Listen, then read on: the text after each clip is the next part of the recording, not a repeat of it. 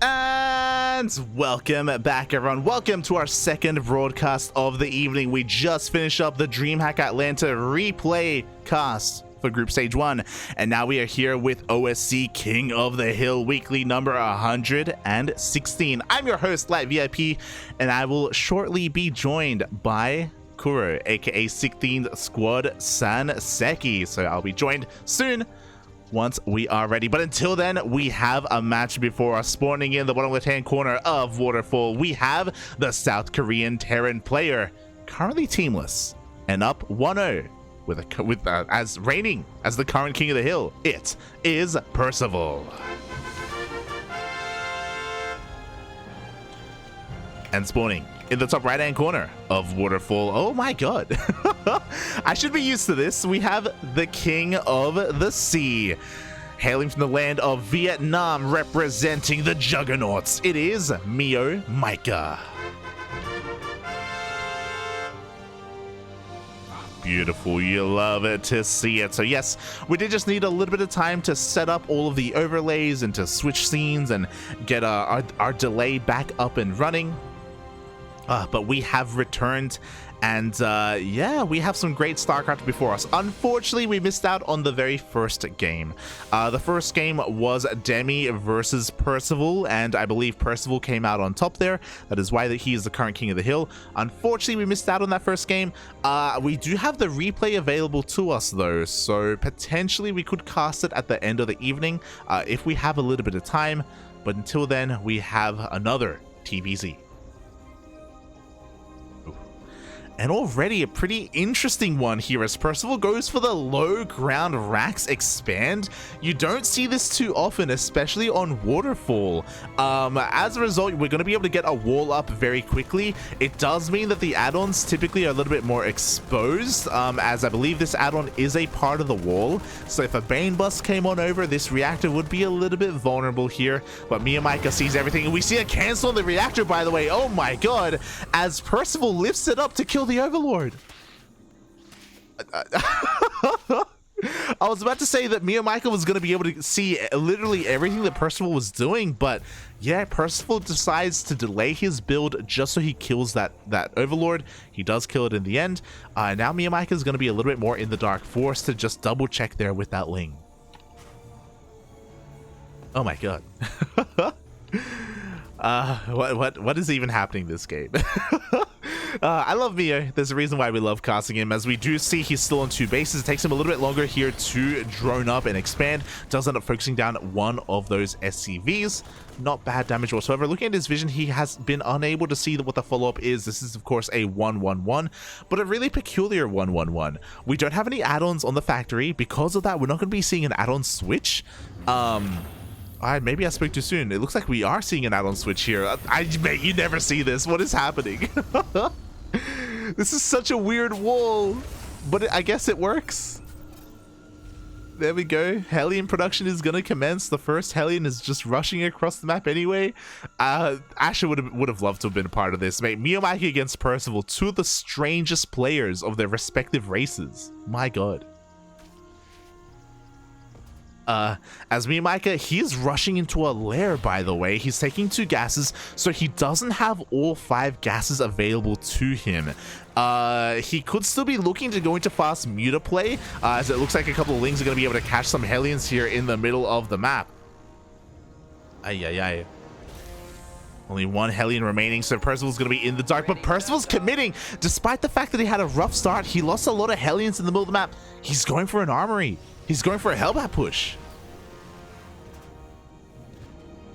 Okay. And he's going to be running into, I imagine, Hydras. A Hydrogen could be thrown down here to defend. We could still see a Spire. I'm really curious as to what MeomaikA is going to go for. And there it is. It's a Spire. If Yaku was here, he'd be yelling, "To base muta!" As we're seeing fast mutas coming out from Meo. Meanwhile, Percival is rushing across that with what he has. He has 4 Hellions, soon to be 5 Hellbats, and a handful of Marines. MeomaikA goes for a bit of a counterattack instead. There's nothing at home to defend. We're supply blocked here, so Percival doesn't have anything, but the Hellbats push on forward, but they run into a spine. Wow, MeomaikA is more than prepared for this. Percival rotates over towards the third base instead. Going to be able to get an Overlord. Going to be able to dish out a little bit of damage here. We don't have a lot of queens. Again, this is MeomaikA. He doesn't make a lot of queens to defend, but he has a lot of lings.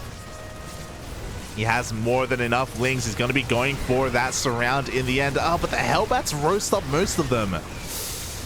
The lings are having a hard time really engaging here. The queens as well. They're going to be able to transfuse and keep each other alive, but this medevac is putting in a lot of work. Oh my god, another clutch transfuse. In the end, MeomaikA barely holds.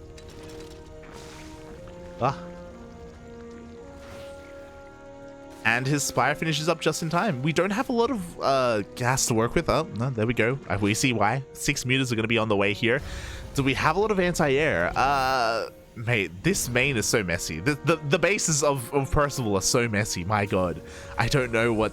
Look away, Terrans. Look away. This is not what your bases should be looking like. Yeah, it's so ugly. We see Banshees coming out from Percival. Because why not? Do we have Cloak? We do have Cloak done.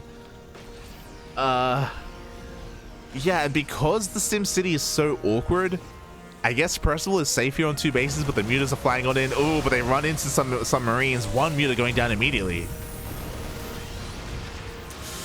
Not like this, as it looks like the mutas are going to try and dance between these bases once again. Looking at the unit source tab, still only 1 muta going down. Unfortunately, we're not working with WCS Gameheart. Feels bad, man. A little bit. Looks like 6 SCVs went down in total. Oh, about to be 7.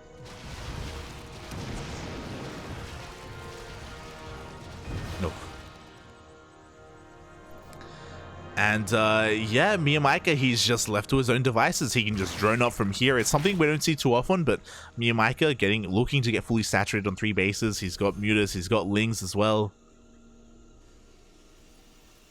And Percival just doesn't really have any presence, not at the moment. In a couple of seconds, he will have Stim and +1, so he will have a more formidable army, but he doesn't have any backbone to his army. He doesn't have tanks, he doesn't have Widow Mines. And MeomaikA, he smells blood in the water. He goes for a full surround here. The lings are doing a great job to buffer, but eventually these lings are going to get cleaned up. MeomaikA commits, though, and it looks like he'll barely win this fight. There was no target firing there. MeomaikA didn't lose any of his mutas, only lings, and that was a trade worthwhile. As Percival is stuck on 2 bases, MeomaikA has free reign of the main, goes for the reactor. Can he get a medevac? Oh, he goes for the Marines. Oh.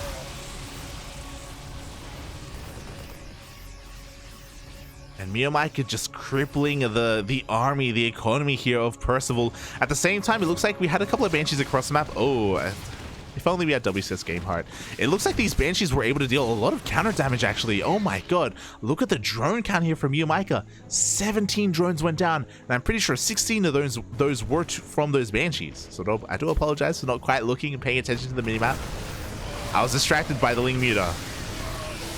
And MeomaikA, can he take this fight? It looks like just barely. Once again, he overwhelms the Marine count. He's relying so much on just the, pure Muta Ling, and it's kind of working. Oh my god, but he has to be careful because he's running out of his buffer, and now he's losing mutas. Mutas he cannot afford to lose. 10 mutas, 9 mutas just went down. And that was a pretty expensive loss, especially because MeomaikA's economy was crippled earlier, and he hasn't redroned. That Banshee counterattack may just win the game for Percival. It's definitely keeping him in the game at least. Ugh. MeomaikA needs to find time to drone, and finally we do have a couple of workers trickling in. Oh, some medevacs get caught out as well. Great muta control here from Meo. Not so much here, as again he commits to a fight. 1, 2, 3 mutas being focused down. That muta cloud is no longer a thing, and Percival, he's looking powerful right now. He's almost up in army supplies, up in regular supplies, moving out across the map. No Banelings to speak of. We do see a couple of Liberators coming across to harass, but they run into the mutas. And here we go. Percival is being forced back once again. I think we may just have enough to deal with the Marines. It's going to be close. The Marines get reset. The tanks are left completely vulnerable. But these are not the best trades from MeomaikA. He's running out of steam. And Percival is picking up steam here. He's fully saturated here on his third base. Thors are on the way. 2-2 is going to hit soon. And MeomaikA's on 0-0 with his Lings. He only has +1 air attack with his Mutas.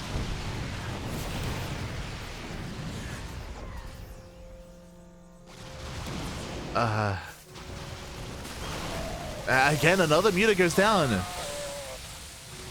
I really worry here. Like, MeomaikA needs another base. He needs to drone, and because he isn't, he won't really have much at all to defend against any kind of counterattack or any kind of bio push in period. Especially now with Thors. Mia's gonna dip in once again, and he picks up a couple more of these workers. It looks like Percival's getting ready for a surround. He wants to catch these Mutas. I'm not convinced, man. I'm not convinced by the Ling Muta. Maybe I should be. Maybe I should be convinced. We'll see. As MeomaikA is gonna try and save his Mutas here, try and collapse on the double drop. He pulls the trigger and is going to be able to clean this up. At the same time, in come more Marines, and this time the target firing is, oh my god, it is insane.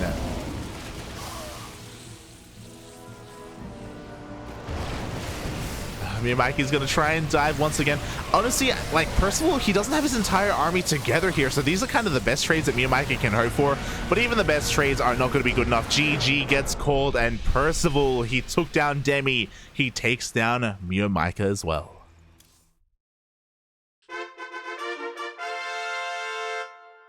GG, well played.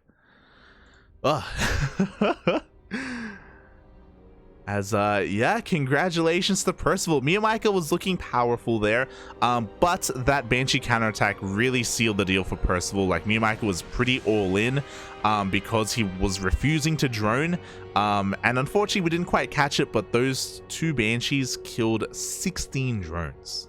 Oof. GG.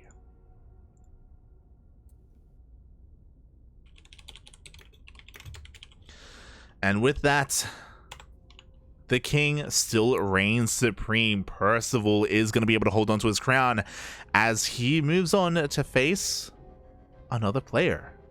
But it looks like it's going to be a Terran player instead. Oh boy. And as we get ready for our next game, I wonder, is my co-caster ready to join me? Hello. Hello? Hello? Hello? Hello? I'm getting into a tunnel. Hello?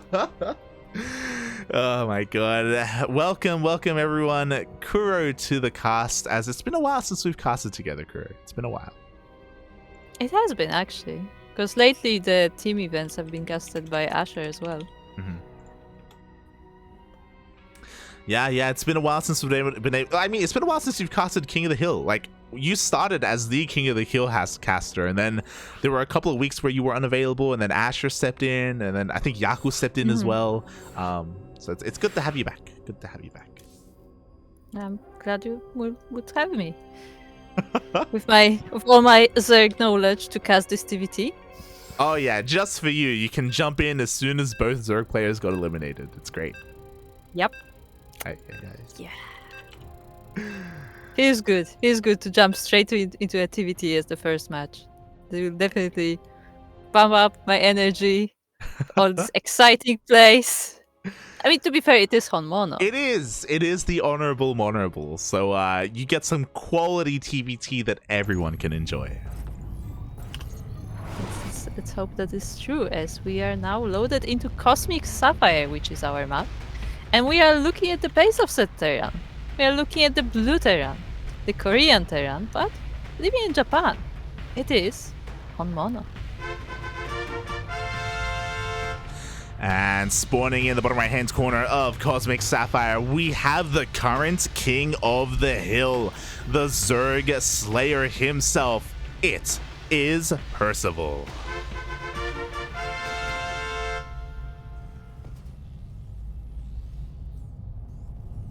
I don't know why, but like I haven't opened a StarCraft game for like a week.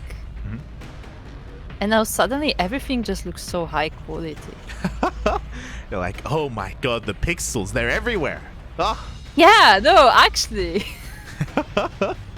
Like I don't know, maybe because like lately I've been like watching a lot of streams while doing something else or like Yeah. while not being home, so like I didn't watch them at like, you know, the source quality. Yeah. But somehow I opened my own game and like it's like, wow, there's so many frames, so many pixels. Oh, it's beautiful. It's beautiful. And speaking of beautiful, there's a reason why we love casting HonMonO. If you are not familiar with HonMonO, and if you're not familiar with the Honorable Monorable himself, as Asher and I have started calling him, he is the cheesiest Terran player in all of Korea. Oh, yeah. Maybe the world. Maybe the world. I mean, to be fair, he's in Japan, so technically he's the cheesiest Terran in Japan. True. Right? Yes. Yes. Exactly. He's a menace in the tournament scene, and he's going to be starting things off with a proxy 2 racks. Oh yeah, proxy 2 racks straight into the Reapers. Percival has not seen it yet, but he has seen the base of HonMonO, so he knows that something is not quite correct here. Something is missing. Something and he will be scouting around. Exactly. The gases have been taken. The racks is not there. So Percival is going to be scouting wherever he can for a proxy. He's also going to, because he scouted with his SCV, he's going to recognize that he needs to pull some boys as well, just to help fight and just to make up for the deficit in the Reaper count as Reapers do reveal themselves. Yeah, or the 99 on that factory is almost finished, but just this few seconds of delay. And the Reapers take 3 SCVs so far and both go out alive. Oh yeah, both Reapers survive, and this is important. It's so important to keep these 2 Reapers alive, because now we have a moment here where we have double the Reaper count, 4 Reapers as opposed to the 2 of Percival, and we can try and snowball here. We can maybe try and overcome this deficit even further as the Hellion comes out just in time. Yeah, I have to be careful about that Hellion, but he still can take quite a lot of SCVs with him, so or the 3 more falling down, the Reaper is gonna get sniped as well, so yeah, overall I think that's still not bad for HonMonO, but he did lose the momentum for the time being. Yeah, looking at the units lost tab, we can see 3 Reapers for 6 SCVs and 2 Reapers of Percival, and we can see that HonMonO now takes a worker lead, and he is transitioning back at home. Again, it was only 2 Raxes. If it was 3 or even 4, then you're all in on one base, but HonMonO is transitioning, but he's not making a CC back at home. He's making more production. Oh yeah, I mean it's HonMonO. He couldn't just, you know, calm down and like, hey, no. We just press the button down on the aggression. Yeah. Just more aggression. I've never seen HonMonO in a 15-minute game. It just hasn't happened. But yeah, HonMonO is going to be forced all the way back. Percival is going to be able to overwhelm and overcome HonMonO's army with these Reapers and Hellions. Right, look what HonMonO is researching. Oh my god. As he already has his first Cyclone up and running, the Cyclone can push all this back, and we have mag field accelerators. Yep, looks like... I don't know if I want to call it mag, if it's just Cyclones. Cyclone Banshee, actually. Yeah, Cyclone Banshee. I mean, Cyclones can do a very surprising amount of damage, and they are king in the early game. They're also very safe. So if Percival himself had gone for like a Banshee follow-up as a counterattack or anything like that, then HonMonO would be safe to deflect any kind of aggression. We do see the wall is not a wall. Percival is going to try and force his way up, but ooh, the Cyclones are just too strong. Yeah, I almost feel like that open door was more of a bait, really, than something overlooked by HonMonO. And yeah, Percival does lose a few units, but he now also sees all the Cyclones on the other side of the map. That's true. He has seen those Cyclones. He also has a faster natural. He did go for a more economic follow-up. We do see HonMonO is expanding. He's not going for a one base all-in, but again, he is looking to deal damage with the timing of these Cyclones. He wants to move out, and ideally, he wants to get a lock-on the Cyclone of Percival, and then just, you know, have things snowball from there. I mean, maybe he won't even have to, because Percival looks very busy with his barracks, but it looks like the armies will actually meet each other. The armies will meet, and there we go. The target firing there on the Cyclone. It goes down immediately. We do have a medevac to help reinforce. A couple more Marines come in, and a second Cyclone for Percival. Yeah, with good pickups from Percival, HonMonO actually has to back off. He only has these 3 Cyclones now, and they are getting pretty damaged now. Oh, but the medevac micro does break all 3 lock-ons by picking up those units. So HonMonO is forced back. I say forced back, but he actually rotates around. He's going to avoid the army, but the Banshee! The Banshee! Ooh, that's really unfortunate, really. It flies straight into the army. I mean, the other one is in the base, but with the Raven there, it should be defended fairly soon. Nothing that shoots said, up. still, a few SCVs fall down. Yeah, the Marines finally clean this up at the same time. The Cyclones, ooh, they catch a tank as well. The tank will go down. It looks like we're in a weird kind of base tradey scenario where both players are in the face of their opponents here, but Percival has a lot in the main base of HonMonO. Yeah, that he does, and you have to keep in mind that HonMonO only has that one base. Like, he is on the other side of the map attacking Percival's natural, but the main is still, you know, it suffered some damage from the Banshee, but it's still working. Meanwhile, HonMonO has 0 mining. Yeah, HonMonO has 0 mining. He does have 3 CCs, so he can make a lot of workers, but he needs an economy right now. He does reposition his tank. He is within range. He'll be able to shell away and clean up this army, but not before he loses even more SCVs. Yeah, the Banshee is trying to clean this up, but with the micro, look at that micro, the Cyclone, it finally goes down, but it just survived for so long, and a lot of damage has been done here. Oh, but the medevac goes down in the end, so Percival loses his entire harassing force, but as we saw, he did deal a lot of economic damage, killing a lot of workers, and also denying so much mining. There were moments there where HonMonO literally had 0 income. Yeah, exactly. And now, I mean, HonMonO does have these 3 CCs, but he's only now setting them up, while Percival is still mining on 2 bases. Like, sure, he suffered a lot of losses to his SCV count, but overall, the bases are still operational. Yeah, and now Percival is going for a follow-up push. Percival did lose a lot, though, when it comes to his army. He lost a couple of tanks, if you recall, from that Cyclone harassment. He lost a Raven as well. Speaking of Ravens, oh my god, we have a lock-on, and oh, the Raven survives. Yeah, just barely flies out of range. Another lock-on would kill it though, so he has to be very careful about this position. And I don't think Percival has quite enough, but he will try to see what he can get. Yeah, he tries, but again, it looks like the defensive position for HonMonO is a little bit too good. He had to pull some boys though, so he does lose a lot in the process. Can he get a lock-on? Can he get a lock-on? Oh, he does not. Just barely flies out of range, as HonMonO is at the same time busy with the Banshees in the main base of Percival. I don't think they did a lot of damage, but maybe they have taken a few SCVs. Yeah, unfortunately they were on A move and they were actually attacking the CC, which is why it's a little bit low here. So they could have been dealing some economic damage, but the control wasn't quite there from HonMonO. He was a little bit distracted dealing with the main push. He did deal with the main push, but he is still very far behind. He needs this third operational. He needs to try and replenish his workers somehow, some way. Yeah, like Percival is such a worker advantage right now, and like, I mean, this is a TVT. They both have Mews, so Mews are not gonna save you here. And he is taking a third base as well. Yeah, both players are taking their thirds around the same time. Even though HonMonO had his third orbital so much faster, he just couldn't really make use of it. We just see a bit of a scan here, just confirming the army. HonMonO is going to try and pick up a couple of reinforcements wherever he can, doesn't get anything in the end. And Percival is pushing on through. He's looking to deny, maybe even kill this third. Oh yeah, this is a good position for Percival. He can totally take it. With all these Vikings as well, he will do a lot of damage to it. But it should be saved, right? Right? The Viking volleys are a little bit too good. The SCVs are not there in time. The third base goes down. Yeah, that's very unfortunate for HonMonO, as he's even supply blocked now with the CC going down, so he can't even make more reinforcement at the moment. And he's still trying to harass Percival on the other side of the map, but I mean, his own base is sieged. Yeah, exactly. Percival's not turning around. He's still here across time. He has the air superiority. A little bit cavalier here. He pushes on forward. He takes a lot of tank shots to the face. Percival, a little bit of a misjudgment of his push timing there. But regardless, he is able to contain his opponent to 2 bases. Yeah, he's losing a lot of tanks, but there are only the siege tanks here to defend HonMonO. So these Vikings will actually reign supreme, and Percival takes the game. GG, well played. Percival shows us that he's not just good in TVZ against Zerg, but also against Terran as he takes down HonMonO.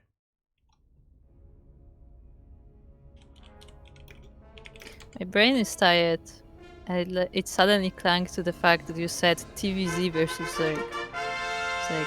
Huh? So you can play TVZ versus another race? Maybe.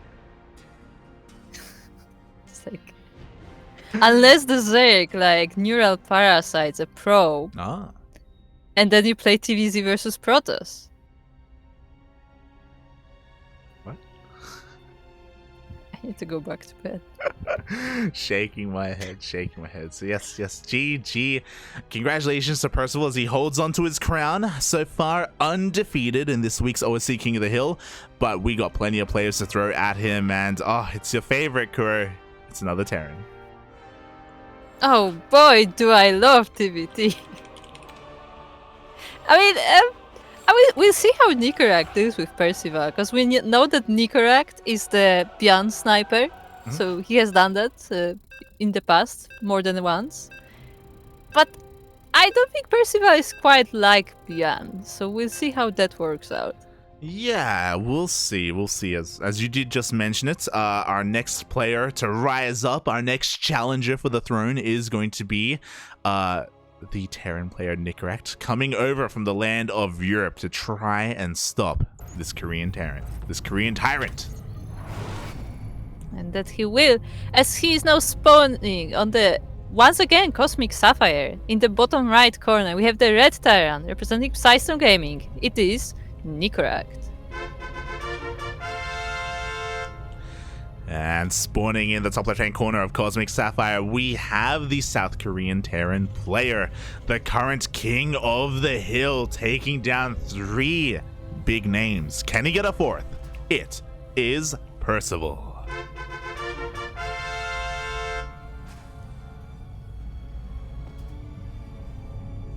Like, why is no one proxying? Why are these Terrans playing standard? How dare they? How dare they?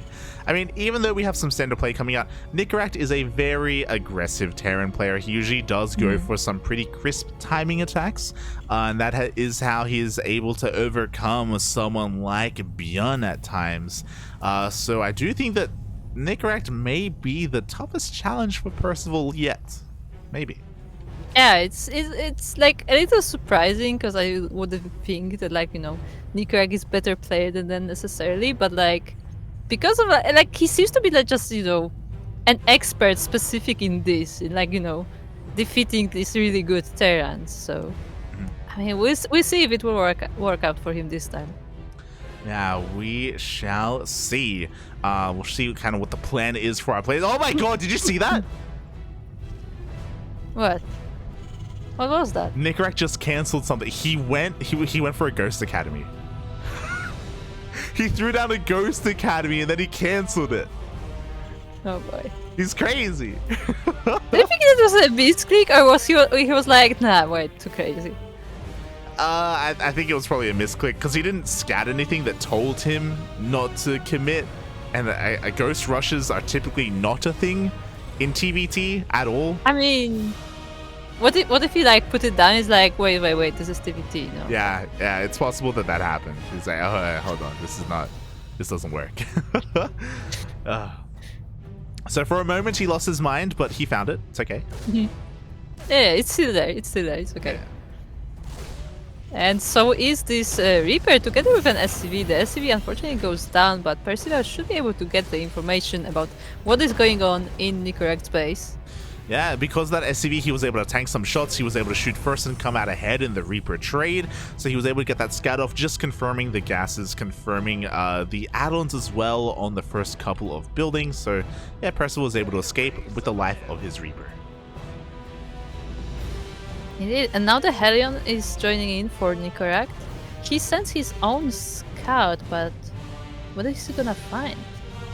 Yeah, so a couple of things here, a couple of differences. We do see Percival going for a much more standard 1-1-1. Nicoract opted to go for a reactor on the racks instead, so he is pumping out a lot of Reapers and a lot of Hellions. Oh, and he's going to be joining forces here with a Liberator as well, so he's going to be sending quite a lot across the map. And Asher hates it when I say this, but this is something that Coffee did popularize for quite some time. The Coffee build, if you will. The old school Coffee build. As Nicoract, yeah, he's going to be sending everything across the map here to try and break the defenses of Percival.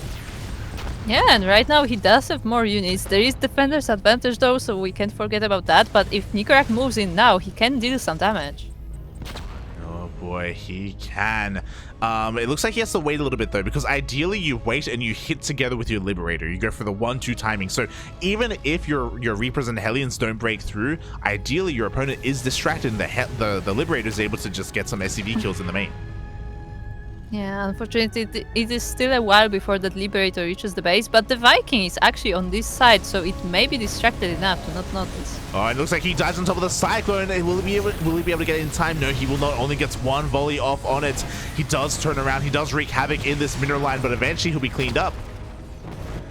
Yeah, and at the same time, we have the Liberator sieging up. There is no SCV pull so far, so a few of them will go down. Ugh. That's a lot. Oh no, that's a lot of SCVs. 9 SCVs going down already at the same time. 2 Reapers slip into the natural base. Nicoract is pulling Percival apart. Yeah, 11 SCVs, 12 SCVs down. That is a lot of damage for you know how many units Nicoract had to sacrifice here. Yeah, and I mean, these are units that didn't have a lot of longevity anyway, you know. Reapers and Hellions don't have a lot of use for you in the mid game, so getting rid of them like this is well worth it for Nicoract. And so Nicoract setting himself in the great position. The Liberator actually survives and goes back home for repairs, I assume. So we may see it once again on the other side of the map, but for the time being, like both players, it's time to macro up. Oh yeah, Percival is throwing down a couple of more Raxes as well. Percival, how does he kind of come back from this position? He's just trying to turtle up, working on his tank count, working on his Marines as well. But unfortunately, he doesn't really have a lot of pushing power. There are no medevacs, for example. Like, there's no real Viking advantage, as Nicoract already starting with 2 Vikings being produced at a time. Yeah, there is no particular Raven advantage either, as Nicoract was also ahead on that, and yeah, I mean, I'm not sure what Percival should be doing here. Like, he's not, you know, it's not like there's like this huge advantage, like, oh, Percival can never like come back from this, but it does look better for Nicoract. Yeah, he is in a much better position overall. I wouldn't be surprised if Percival throws down another factory. We'll see what he decides to do, as a Liberator is queued on in, but there is a Cyclone. Oh, Percival is quick to respond though. He will turn around. He will keep the Liberator alive. Right, Asher has found you. He's writing to you in yeah, full I told cap. you, it is the coffee build. That's why I say it, Asher. That's why I say shaking my head, Asher. Shaking my head. And it looks like Percival decides that the best course of action is actually to attack, and Nicoract will see this, as he did hold the Xel'Naga tower. And what does he have to defend here? I mean, look, the army looks not bad, but will he be in position? That's the question. Percival is up to 5 tanks right now. That's a lot of tanks. He's got his 2 Ravens as well for his disables. But despite that, pushing into Nicoract's defensive line is still going to be a little bit of a difficult task. Oh, he's actually going to get in range of the production. Oh, very nice for Percival. He will be able to snipe a few production buildings most likely, and the Ravens are now in the main base as well. Yeah, exactly. He's forcing Nicoract's hand right now. Nicoract has to try and do something. He does have the Viking advantage, so he can take down these Ravens, but he was out of position. He wasn't able to protect his main in time. Oh, but the Viking advantage for Nicoract is there, and he will be able to snipe some of them, but he has to be careful about all these turrets. Yeah, the auto turrets come in really clutch, and even though we had like 5 Vikings against 2 of Percival, Nicoract wasn't able to overwhelm, and the starport goes down. Yeah, the starport goes down, the factory is burning, and it's not being repaired, so this is now or never for Nicoract, and he moves in to deal with the army. But these tanks, there are just so many of them. Even though he disables 2 of them, 3 is more than enough. GG gets called, and Percival takes another game. He takes down Nicoract. Yeah. Nicoract had a nice advantage on in the beginning, but it looked like, Percival's statue was like, okay, you're gonna attack me? No, I'm gonna attack you. Oh my god. Yeah, really impressive push. Honestly, I think we were all looking at it that the push had at that moment Percival had to somehow deal some counter damage, and unfortunately Nicoract had his own Ravens out of position. Sorry, his own Vikings out of position. We saw that even though he had the air superiority, we saw that Percival was able to move in with his own Ravens, with his own Vikings, get high ground vision, and start just really disrupting the main of Nicoract. Yeah, so I feel like it also worked out where Nicoract, after dealing all that economical damage on the side of Percival, he just, started to progress his build, getting more production and stuff. And I feel like Percival just focused on just make units. Just nothing else, just make units. And eventually he was able to overpower Nicoract because of that. Oh yeah. He really was, and typically your defender's advantage is that your reinforcements come out on the front line, ready to fight for you. Not when you don't have any production.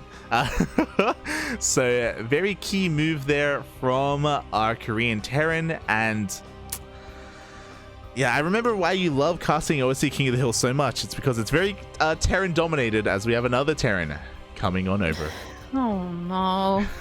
Eddie, why do you do this to me?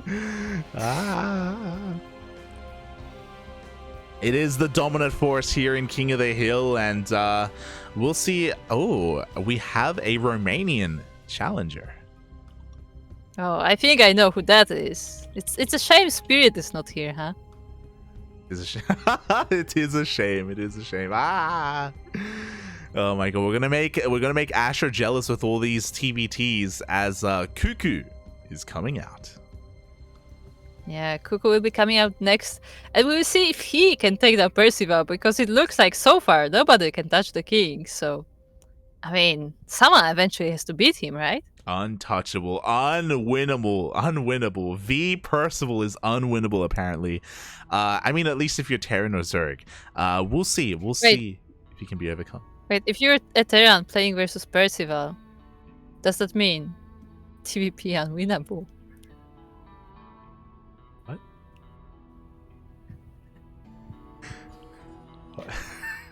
I think Terran versus Percival, TVP unwinnable. Oh god. This is like Half-Life 3 kind of jokes. It's like just someone just thinking too hard. Welcome back, Kuro. Welcome back to the cast. You're welcome.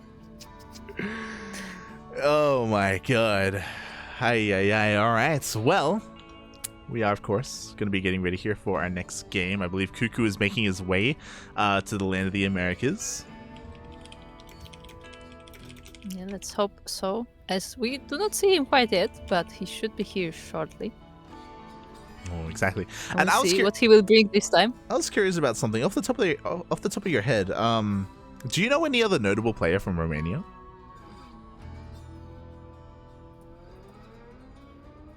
Player specifically.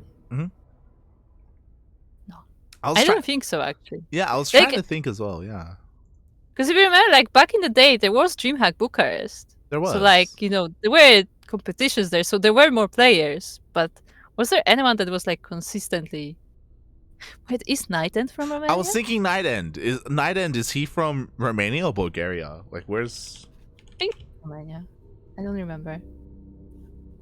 Yes, Romania. Yeah. There you go. Beautiful. The voice of an angel. The voice of an angel. Yeah, the voice of an angel. Exactly. I love Nightend so much. It was so sad when he retired and when he stopped showing up. He's beautiful. Was he already retired when he was still going to Home Story? Yes, yeah. Just bring him back. Yeah. There was that one Home Story Cup where he just showed up, not even as a player, just to be there. And I know there are a lot of people watching right now that maybe started watching StarCraft during the pandemic. But pre-pandemic, Heart of the Swarm era, even early Legacy of the Void, like there were so many of these meme players, and Night End was one of them. Yes. Not so much a meme like play style wise, but like personality wise. Meme like, as a person, yeah, personality wise. Like, where it's just like, you know, when you watch the live events, like yep, that guy.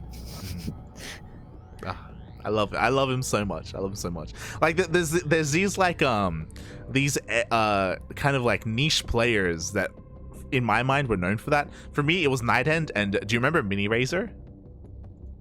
No, I know the name, but like I didn't watch much of him. Mini Razor was like the Night End of North America. Like I remember he would go to some of the Rootland events, and Mini Razor's banter with cats was always quality, papi, quality.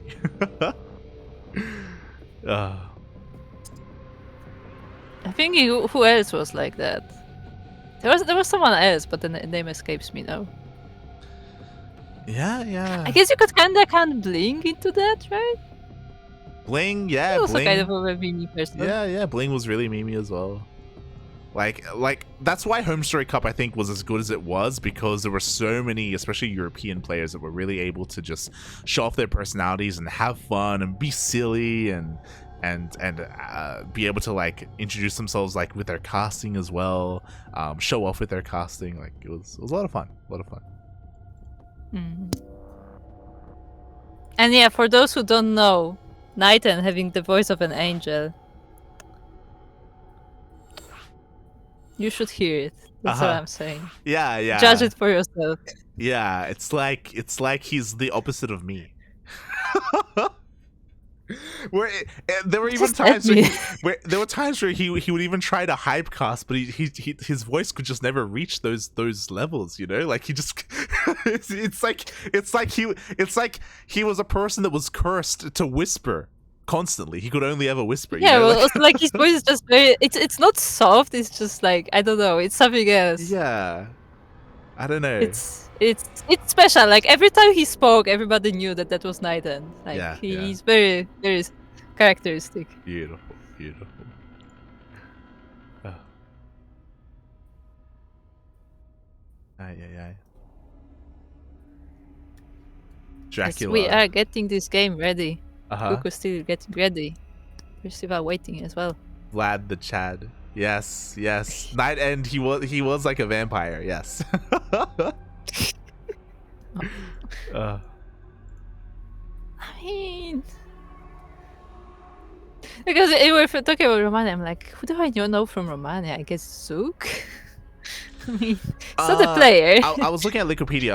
I do remember Marsman. Marsman was from Romania. Oh, Marsman also. Okay. Yeah, I think those are the only notable ones. I don't know if Marsman counts because he has dual citizenship. I think he was known more for being a Dutch player. To be fair. Yeah. Actually, can we? Hold on. I think there is a way to check it on Wikipedia. Yeah. I linked you. No, I don't know. No, I'm gonna find it myself. I'm gonna search to the Wikipedias. Oh yeah, there was Light! Yeah, Romanian Light. There you go. Romanian Light! Was he Alpha X Light? Are they one and the same? Yeah, that's Alpha X Light. There you go. Yeah, but he was a streamer. He wasn't like a pro player. Sure. Close enough. That's enough.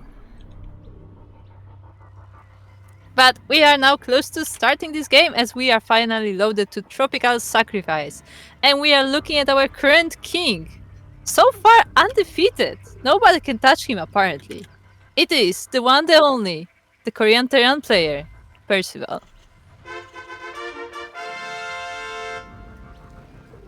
And spawning in the bottom left-hand corner of Tropical Sacrifice, we have his opponent, the Romanian Terran, representing Infernales Esports and sending 2 SCVs across the map.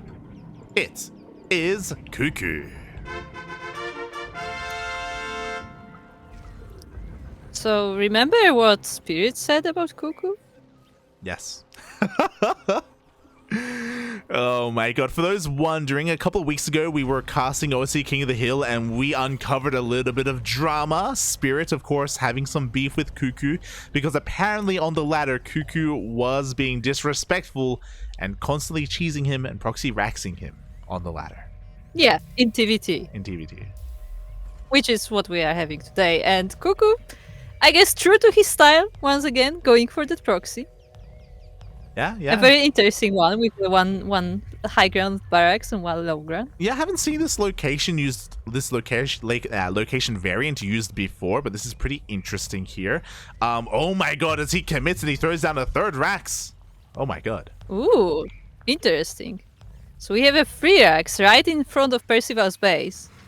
He is not scouting it though. He's waiting all the way until the Reaper, right? I'm worried that he may just die. I don't think we have WCS game hard either, as Percival went reactor first. So he's going to be able to make 2 Reapers at a time. Maybe this is a better result here for Percival. We shall see, as he's going to have Reapers in his face sooner rather than later. Yeah, indeed. And they are getting ready right now. But CuKu will wait for a little bit, but now they are ready to come right in. Yeah. And what will they see? And that means there's nothing to defend. There's only workers right now. So Percival has to rely on his SCV micro to make sure he doesn't take too many losses here. He has to buy time for his own 2 Reapers to come out. But by the time they do, CuKu will have 4 or 3 even. Yeah, these 3 racks really adding a lot to CuKu's push here. The SCVs will help out a lot. Actually, one of the Reaper goes down to the SCVs mostly. But there are still 2 and they are 3 about to pop. Yeah, exactly. And we traded 1 for 1 there. It looks like the Hellion comes out just in time. Decent volley here. It looks like the Reapers, one of them barely escapes, but the other gets taken out here in the main. Yeah. But, I mean, CuKu is not stopping here. There are still more Reapers coming out. The Hellion will help, but ooh, actually 3 Reapers are now here. Oh my god, the Reapers of CuKu line up to go down immediately, and suddenly he has no more momentum. The GG.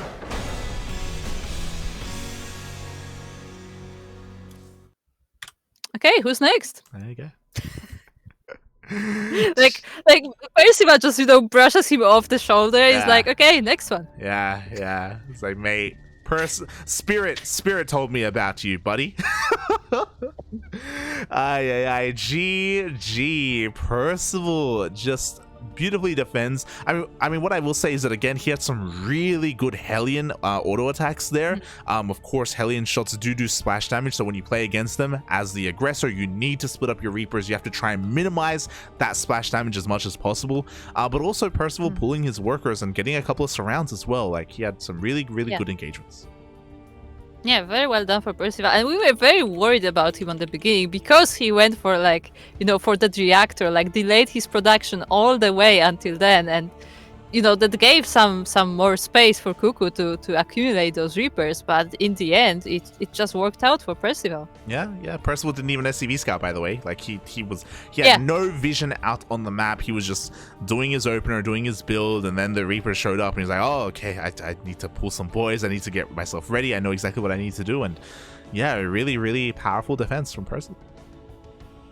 Exactly. How many wins is he on right now? What is his streak? 5. That's a third of the games today. 15 games in total. But is he the reigning king from last week or no? No, unfortunately not. The reigning king of the hill was unavailable to start the broadcast. To bring everyone up to speed, it is someone who we were just talking about, Spirit. Spirit is the last week's king of the hill. Unfortunately, he's not here at the moment. He may join us later though. Oh, maybe he will be the Terran to take down Percival. Maybe. But to be fair, Percival has played versus Zergs. He has played versus Terrans. Has he yet faced a Protoss? That's the thing, you know, like TVP can sometimes be unwinnable, so I do think the Protosses can really turn the tide. There are a lot of Protosses in OSC Elite. I think what comes to mind is players like ForJumy, players like Beastork, Nightmare, MeomaikA, Exo Striker, Geralt. There's a lot of Polish players that are part of it. Christianer, Mindo VK, Arrowfire. There's a lot of Protoss players that Eddie can kind of dig his hand into and pull out. I like how Schlafrock is seeing the chat is like, so maybe some Terrans now. How about some Terran? How about some Terran? Really? God. I mean, look, there was that one guy when we were casting the Protoss group in DreamHack Atlanta that was like, yo, can we get some Terrans? Like, mate, we heard you like Terrans. we heard you like Terrans. We got nothing but Terrans. Nothing but Terrans. Speaking of, no surprise, the next contender, the next challenger is a Terran. There you go. All right, Now, Kuro. question is, do you think this is gonna be a macro Terran or is that a cheese Terran? I'm gonna say macro. Which direction are they gonna go? Looking at who it is, I'm gonna say macro. And this is where Kuro, I'm gonna put you on the spot here. We have a little bit of time before he shows up. Gonna give you some clues. We'll see if you can. I may know already. Okay. Oh, yeah, we know already. It's too late. But he's on. You told me before. He's on Synthex, and he's also from the land of Germany. Is he gonna appear in this lobby? Soon. Soon, yes, it is gonna be soon. There's a lot of the Synthex boys. There's if you remember, there's Soon, there's NoMercy, and there is also a third one. Oh god, do you recall? There's a third Terran player on their team. I actually don't know. Shark Ripper, that's it. Shark Ripper. Oh, Shark Ripper. Okay. Yes. The trifecta. I was gonna say no money, but it's the same person. It's the same person. It's also lying. It's lying to us. He makes money. I mean, maybe he doesn't have it anymore. Yeah. Like, I don't know how fast he spends all those prizes. It's true. We don't know what kind of gacha games he's playing right now. Maybe he's investing in his gear, for example, to get better plays. I don't know. Maybe.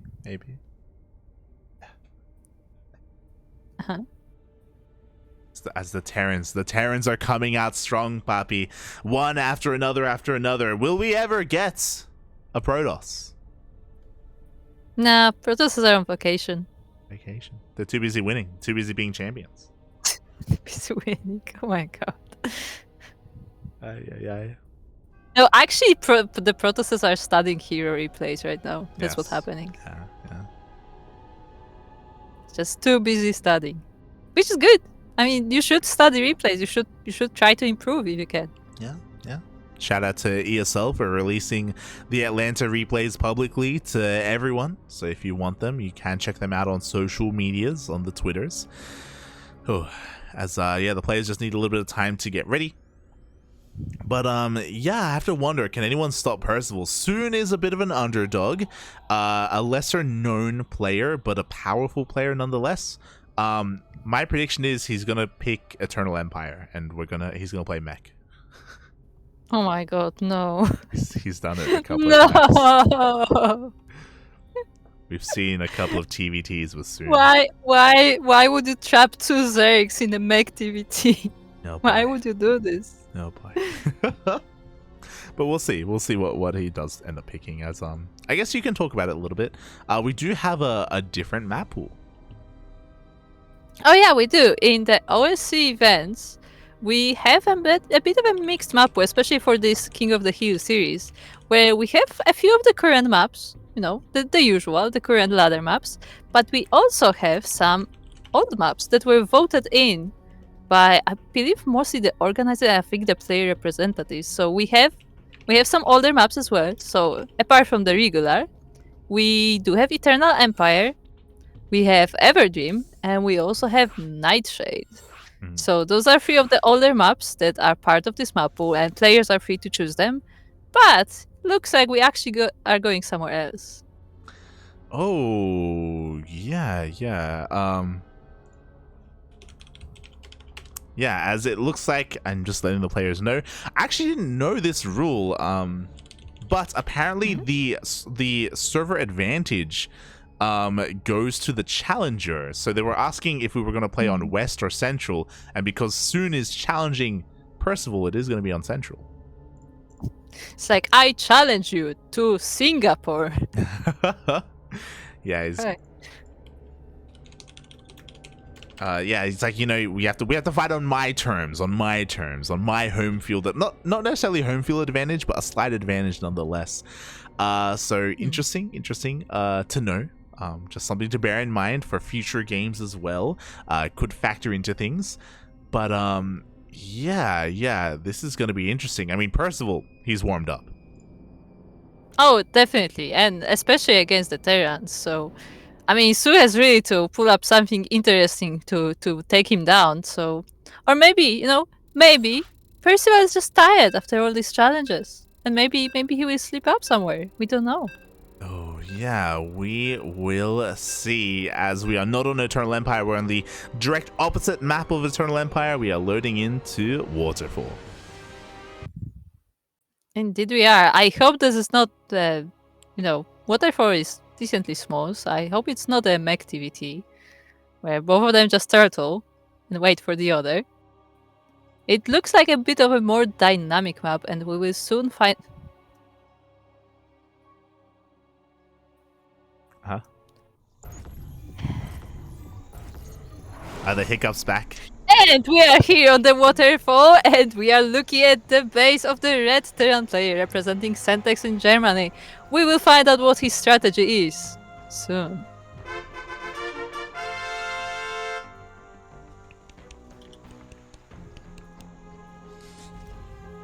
And spawning in the top right hand corner of Waterfall, we have, oh my god, we have his opponent. He is tired of being cheesed. He's tired of being on the receiving end of things, as he does send 2 SCVs across the map. We have the Korean Terran.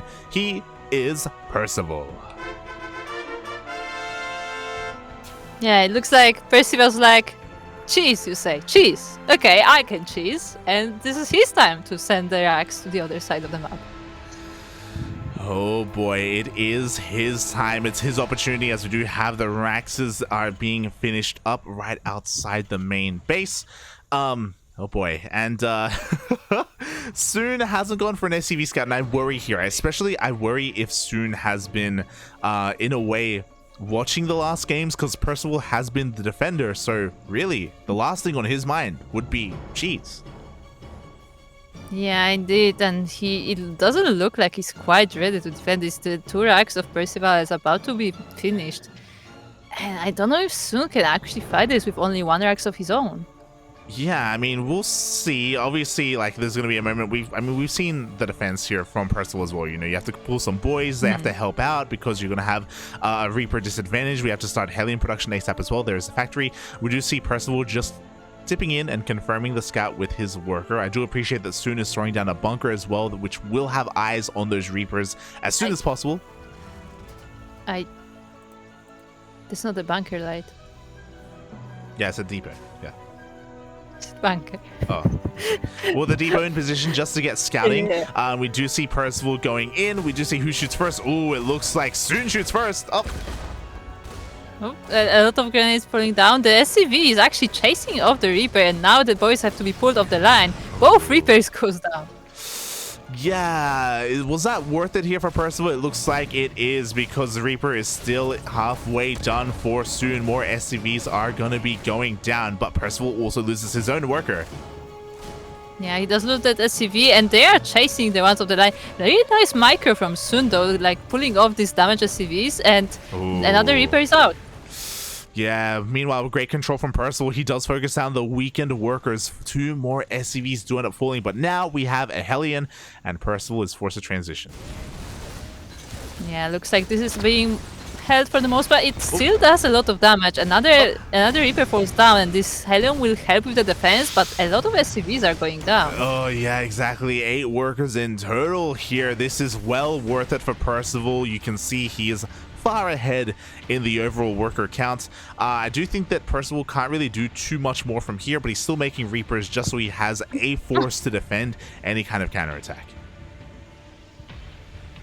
Yes, it did. And I mean, it will take a while to float this barracks back, so might as well squeeze out a few more units before doing so. So he's prepared for any sort of action that Sun may be throwing his way. But it looks like Sun is just making sure that these Reapers don't go in one more time. Yeah, he's just shoring up his defenses here in his own main base. He's trying to start his own CC.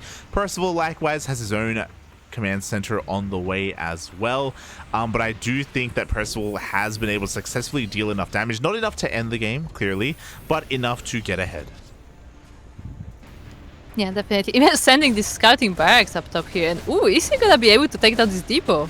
I mean, he does outrange these units. As long as he's careful, he should be able to DPS this down and get a kill on that depot. Oh. Every time the Reaper of Sun jumps down, another one goes down. And this depot will be going down. Will it even supply box Sun? Not quite. Not quite, but still great damage nonetheless here from Percival, just containing Soon. Soon also, because of a little bit of miscontrol, actually lost his own 2 defensive Reapers. They did end up being pulled in due to that aggro. So again, just great trades from Percival overall. We can see his transition back at home, 1-1-1, going for his Cyclone. Should be going for a Raven as well, but we'll see if he's a little bit cheeky and goes for a Banshee instead. Yeah.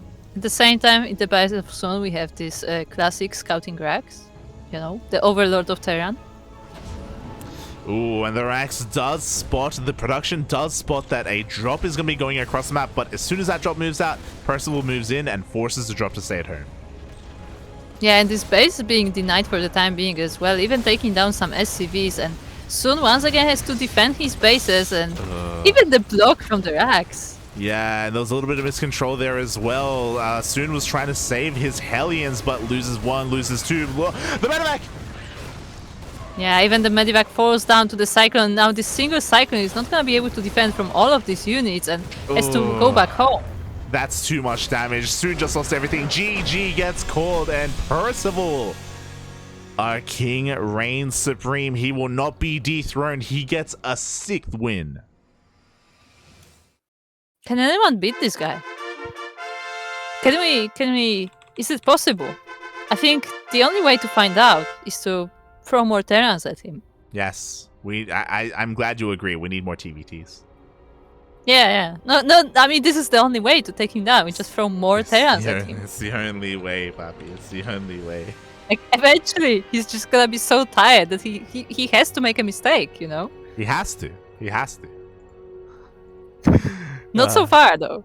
GG, well played. Congratulations to Percival, just taking down another Terran player. Doesn't matter where they're from, doesn't matter if they're from Korea, Europe, Southeast Asia. He just takes them one after another. Who else can step up? I mean, Sun was doing pretty well for the most part. Like, his defense wasn't too bad. Like, it wasn't like, astronomical damage from this proxy Turax, but it was just enough to keep Percival on the offensive. So he once again keeps the throne, and we are waiting for the next challenger to come up. Yeah, and I have to wonder that Eddie's not gonna throw more Terrans at us. I mean, no, he will. He definitely could, but I do think that it would be nice to switch some things up. We do have some key players from the Protoss side of things and from the Zerg side of things in kind of in our back pocket, and Kuro, we finally have a Zerg. Okay, I'm closing my eyes. Who is it? Who is it? Okay. He's a Zerg. He's on OSC Elite, obviously. He's from Europe. From Europe. From Europe? Yes, that kind of whittles the possibilities down a lot here. I think you can guess just with that. Is it Mixu? There you go. Yeah. Yeah, I do. Like Mixu plays in a lot of these. Yeah, it's like, look, if it's a Zerg player from Europe playing in an OSC event, it's either Mixu or Iba. Like, that's it. Yeah, most likely. I mean, some others play as well. It's just that these two are like in almost every event they can. You say others play, not really. There's Young Yakov, that's the other Yeah. one, Young Yakov. But that's what I mean. That like others are more like, you know, occasional, and like these two Yeah. are like the biggest regulars of Yeah. OSC currently. Exactly. Oh boy, and here we go. We're just going to be setting things up here. Oh boy, ZVT. I did see some people earlier were like, yo, where are the Zergs? When we already had Zergs. Really, Protoss players should be the most upset because we've had 0 Protoss. But now we do have a Zerg. We do have a Zerg, and we will see what Mixu will show as. But again, Mixu did show some really nice plays in the few weeks ago in the same OSC King of the Hill. And we will find out if he can actually take down Percival. Yeah, Mixu is a very underrated player. I think the biggest issue that Mixu has is that he is very inconsistent. I do think that sometimes the pressure can get to him. I mean, he's a very young player. He's like Vindicta. He's like 18 or something. Very young. Very talented. No, they do. Hold on. Let me just quickly check. How old is Mixu? He is 20. He's 20. There you go. Vindicta is not 18. Is Vindicta 20? Are they the same age? They may be. No. Vindicta's a little bit older. He's a little bit older. Yeah, I was gonna say, Vindicta is not 18. Huh? It's a bit older than that. But anyway, we are now here on Cosmic Sapphire once again, very popular map today. And we are looking at the base of the blue Zerg player. It is Mixu. And spawning in the top left-hand corner of Cosmic Sapphire, we have the South Korean Terran player. He is our current King of the Hill with 6 wins under his belt. And going for a proxy, it is Percival. Oh boy. See, I was telling you, Percival is tired. He's had enough. He's just going for cheese now. Yes, he's had enough. We have a third SCV coming across the map as well, so this is going to be a proxy. 3 racks here from Percival. No gases, so mass marine and some bunkers. Mixu, he's up against the wall right now. He is the new challenger, but can he get eyes on what is happening? He's sending his overlords out to scout, but look at the pathing. This overlord will not be spotting this proxy location. Yeah, this is a really interesting proxy location, just out of sight of that scouting overlord, and the 3 racks are nicely tucked in behind the mineral line. So even if Mixu like pulled workers or I don't know attacked with Zerglings, like they will not be able to surround this. This is very aesthetically pleasing. It is. I mean, it's a bit like off. Like it could be like 1 pixel to the left. It's Could be beautiful. like symmetrical. Oh, you mean to line up with this zigzag here of the Yeah, map? yeah. But regardless, we do see. Oh my god, he's even mining some minerals here because why the hell not? But the Marines are coming on out. This has gone unscouted so far. I believe these units haven't even been spotted, and the bunkers have begun. Yeah, now Mixu sees the Terran setting up in his base, and he doesn't have links yet. He's not gonna be able to pull the drones, and he's going straight for a roach war and just, you know, sacrificing this base. Yes, bearing in mind that of course this is a proxy 3 racks, and this is very committed as a result. Killing the hatchery is nice, but this is designed to kill the Zerg player. We need more than just killing this hatchery. Yeah, and Mixu will try his best not to let that happen. The hatchery is a nice distraction for the Terran, as he will keep attacking that. He's actually trying to sneak the Zerglings out to attack from the back. Yeah, it looks like 3 Lings make it out in the end, but there's a full wall across the map, so these Lings shouldn't be able to do too much. They should at least force some lost mining time, as the hatchery is going to go down, and Mixu is forced to stay on 1 base. Yeah, he's only now starting to make roaches. 4 roaches is, you know, it is a force against only a few Marines, but these Marines will accumulate quite quickly, and I'm not sure if that will be enough to fight here. Yeah, I mean, the goal here for Percival is he wants to catch these roaches as they do pop out, and it looks like he will be able to get at least one of them. Can he get both? Ooh. Yeah, he's actually body blocking them from approaching that ramp, and the Queen will not be able to save them either. Now the Marines are in the main base. The Marines are in the main base. We do have Queens. We do have 2 roaches as well. Once again, the goal here for Percival, he wants to try and catch these roaches as they pop out. The workers are falling. The SCVs, I mean. Yeah, the drones are forced to be pulled. They are surrounding the Marines, and they are doing a lot of damage to the army. At the same time, the Lynx are also doing a lot of damage on the other side of the map, and all the SCVs are being pulled to this side. All the boys are pulled. We have a Ravager on the way. This bile is going to be so important on this ramp, but it looks like he backs off in the end, and now we have some worker-on-worker action. Again, Percival Giga all in. Yeah, but I feel like Mixu actually has less workers than Percival does, so this is actually good for Percival. The Marines are still doing a lot of damage, and they are dodging the biles, so I think Percival got this. Yeah, we do have a full surround here. The Marines trickle on in. There's only one Ravager, one Roach left here, and only 3 drones, and it looks like Percival will not be stopped by a Zerg.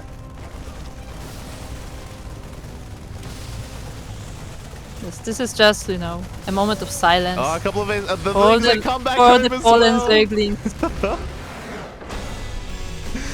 GG gets called as Mixu goes to 0 supply, and Percival gets another win. Oh my god.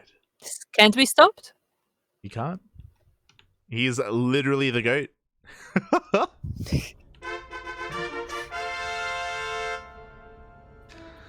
Yeah, it looks like no Terran, no Zerg can touch Percival today, just on a roll.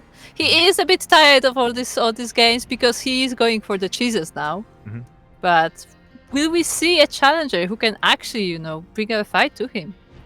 We shall see. So when it comes to that last game, Percival, upon recognizing that it was a 3-racks, if you remember, Percival was very content to slow push up that ramp and was spending a lot of time at the natural. I do think that Mixu needed to use that time a little bit wiser. He did go straight into a Roach Warren, which was really good. It was unfortunate that 2 Roaches died immediately, but he really had nothing to maintain control of his ramp. There were no Spine Crawlers, say, for example. And again, because it's a 3-racks, the Terran is all in. The Zerg just has to do whatever they can to survive. To be fair, Mixu could never have known that Percival was going to pull the boys. That's like it was a bit unexpected. Yeah, that's a bit of an X factor thrown in, and if Mixu had known that, I'm sure he would have tried to get some stack defense up and running. Oh, wow, GG. Yeah, very strong showing from Percival once again, and just no challenger has so far been able to. I mean, we have some close games, but nobody has been able to defeat our Terran King so far. Yeah, exactly. Who else can step up? I mean, to be fair, we still have a lot of big names that we haven't used yet. When I think especially of the European players, I think of Cristiano, I think of Geralt, I think of Spirit as well. Rattata is another one. There are some big names in OSC Elite that can be fielded at any time, and any one of them can definitely stop the reign of Terran terror that is Percival. Who do you think it's gonna be? It's difficult. It's difficult. I feel like if we haven't used one of the big names yet, it has to be now. There's no way. There's no way. Oh, and it is one of those big names. Oh my god. Hey, who is it? Who is it? Let me guess. Terran. It's a big name and it's Terran. Oh, I know. Who is it? ByuN? I mean, it's big. Big name, Terran, European. European Terran. Is this big game an OSC Elite member? No, he's not. He's not. Okay, he's not. But you said it's big. It is. It's not that big. Not that big. Not that big. Okay. Just the regular big. Just the regular big. And it's a Terran. Yeah. Spirit? There you go. Spirit is gonna be up next. He was last week's King of the Hill. He was unavailable to start the tournament today, so he couldn't continue his reign. He couldn't continue his legacy. But he's coming out and he's like, "Hey Percival, I see you've been keeping my seat warm for me, my throne warm. It's time to give it back." Yeah, it's like Spirit the King left the castle and he comes back and Percival is there, trying all the food in the castle. He's like, "Hold on, wait a second." It's the return of the king, Spirit is Aragorn and really, Percival is the steward of Gondor. You know, he's been there for many years. You know, he's been chilling, has been eating his tomatoes and listening to Pippin sing. That's what I was going for, but okay. And now Spirit has he is coming back, and yeah, this is going to be a TBT again when we're talking about available Terrans that we can throw at Percival. Spirit, you can't get better than Spirit. I mean, Spirit and ByuN. Those are the two. Yeah, there's also SpeCial. Yeah, I guess. Yeah, I guess. I mean, it depends on the day. Yeah, Depends on the sometimes day. SpeCial is literally unbeatable and he defeats 15 matches. Sometimes he's not. Oh boy, we'll see. We'll see if he's able to pull it off here. We're gonna be just waiting for our lovely Terran player to show up as well. And they have to do the single veto process and set them up. Yeah, for those who don't know, the format of this tournament, of course, is not just a bunch of best of ones. We don't just have an extended map pool, but every defending player, the current king of the hill, can veto one map, and then it's the challenger's choice of map from there. Yeah. So we will see what they will pick soon enough. And I was gonna say, it's like the joke is old now. What joke? But chat, give me your best pun using as many StarCraft player names as possible. Oh boy. Go. I feel like you can make that harder if you say active players, because Active. when it comes to retired players, we have a lot to work with. We got Salvation, we got Forte, we got Sleep, we got Soon, the European and the Korean. We have Innovation, we have I'm trying to think as well. We have Bravo, we have Guilty. There's so many words. Yeah, there's Future. There's of Terra. Future, yeah. There's So okay, so to make it more interesting, Terminator. make the best line about Percival's run so far using StarCraft player names. There you go. Describe him. It's Gucci. Yeah, there is Goody, I guess. Goody is not exactly a word though. It's happy. Goody can be a word. There is Happy. I think Happy is playing Warcraft now, as I checked. He is. He's actually really good at Warcraft. Really good. Yeah. Who else do we have? Yeah, I'm thinking What about are the retired players with like really good names, or like I say really like with common names. Time to bring back Rain. Rain. Oh, is Rain Cloudy? Cloudy, yeah, that's a solid name. Nesty. And Nessie is not exactly like a sentence name. We can use it. Yeah, but it's a noun. It's not the same. Yeah. I'm trying to think. Is Panic? Remember There is Panic. Panic Yeah, name changed Panic. to another name. Was it I think it was Vines before that. Maybe. It was Vines. I think there was more than one Panic. Yeah. Actually. There's Lucky. Uh-huh. There's Daisy. Daisy. True. Why Spider's Daisy? There's Check, I guess. Check. As well. Yeah. You can check something. With that tick mark. Reality. Can't forget Yeah, Reality. reality. Is maybe not this one. What else? Who do we have? I guess Silky. Yeah. Can you Silky somehow? Silky. God, there's I one. forget. Yeah, there's one that I'm thinking of. Who? There's Cassia. Cassia is not a word though. It's not a word. It's not a word. It can be used as a brand. We have a first attempt from Emperor Fubu Oh. What do we saying you'll never be blocked if you build enough supply depot. got? That's a stretch, Papi. That's a stretch. It is a stretch. It is a stretch. Uh, But it is an attempt. we appreciate it. We appreciate it. Yo, we see ForJumy in the chats. I'm sure he's going to be making an appearance later on. I'm sure. Yeah, we'll see. As we are still waiting for the challenger, by the way. Oh, yes. Yes. I'm just letting Or Eddie know. for the challenger and the king, I guess. Yeah, yeah. So it looks like he's currently unavailable, so we may just use someone else instead and send out Spirit a little bit later on if he doesn't show. So Spirit is like, wait, Percival is in my house? Be right back. I'm gonna get prepared for that. It's like, it's like leaving. It's like, no, never mind. I'm gonna come back later. Let me get my army first. Shaking my head, shaking my head. There's one. Oh, how could I forget? Of course, this was the player that I was thinking of because I was thinking of it when I said guilty, and then I said reality. Journey. You remember Journey? Oh yeah, Journey. Yeah, Journey. Oh my god, I miss Journey.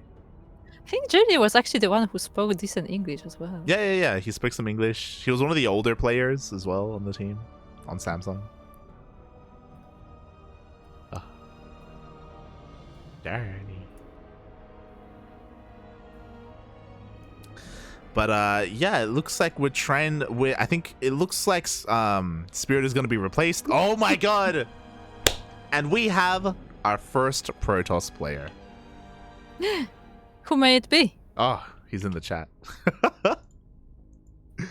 I'm not looking. It's ForJumy. ForJumy. Ah. I meant our Twitch chat is what I meant. Our Twitch chat. Yeah.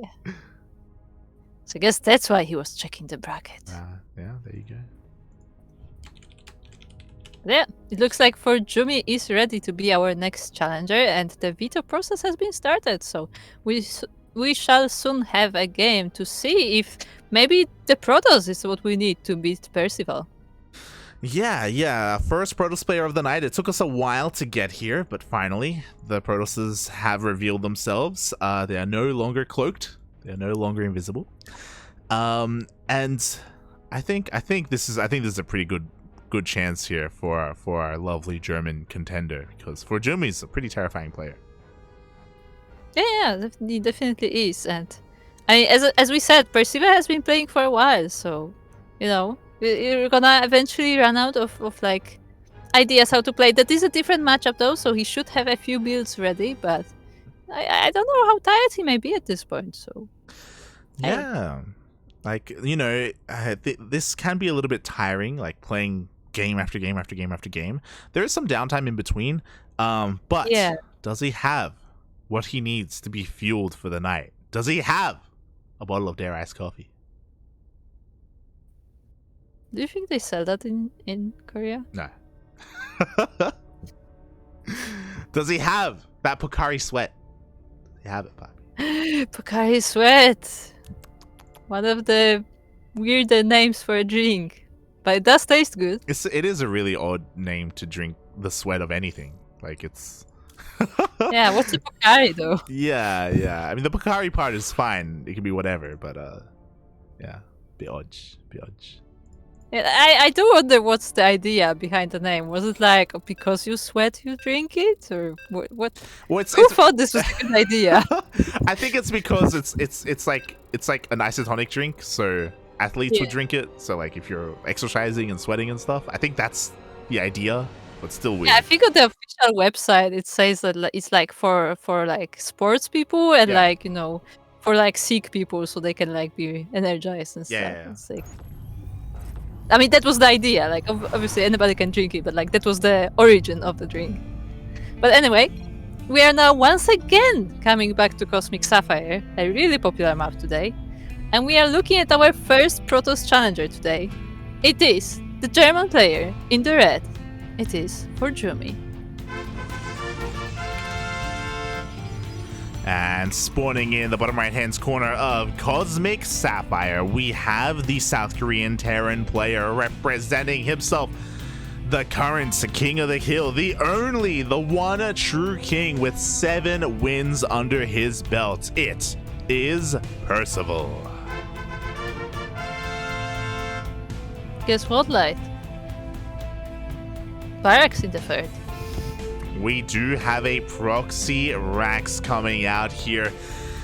In the face of ForJumy, we do see that he's actually looking for proxies. He does check his linear third as he moves across the map. Didn't check his triangular third though.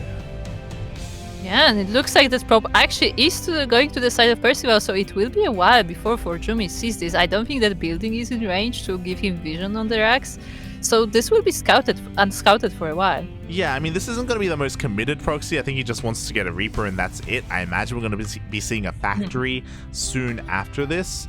But we'll see what Percival does as the probe gets across the map. And yes, we do now know that the Rax is missing.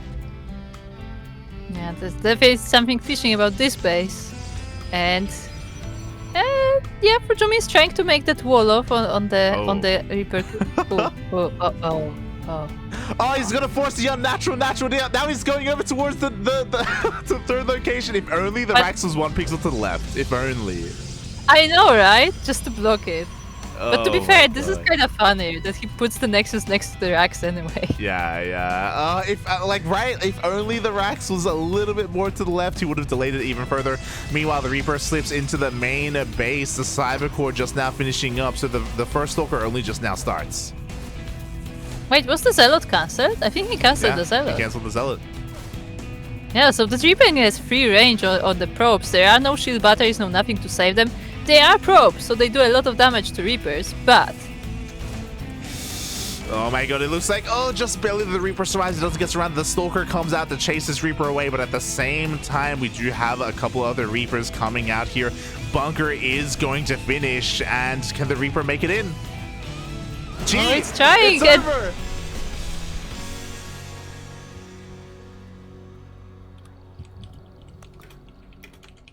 So guys, about that Protoss Challenger thing. Oh my God. Wow, what a turn of events. Very unfortunate that ForJumy didn't, of course, he canceled his first Zealot. A little bit greedy of him to do so. But unfortunate that he just happened to throw down his Nexus just where the proxy was, which is just where the SCV was. And I mean, he saw the bunker being built, which means he wouldn't have been able to finish it, which means because of all that positioning, like, it's possible that he may not have been able to mine either. Like, it's just, it was just too much. Yeah, it was a snowball of unfortunate events there for ForJumy, but yeah, Percival got no chill. He played first few games like very proper, very macro-like, and he's like, you know what? I can just do this. and he did. I'm in shock right now. Oh my God. GG, well played. Go on. Should we tell Percival to move that barracks like one side to the left? No, Like it was a bait. square? It was a bait. Oh, okay. Oh my God. What do you think ForJumy would do if the Rex was blocking the other natural? He'd just go to linear third. I think he'll just go to linear third base instead. What if there's another building there? Oh, then it's GG. Terrans? Listen.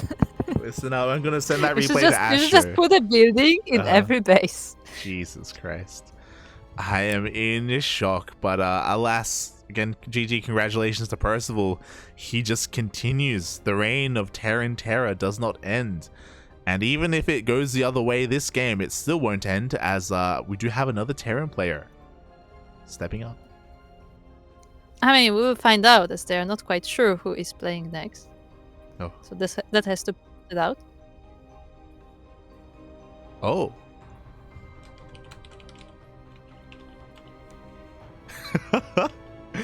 Yes, I believe it is going to be Spirit up next.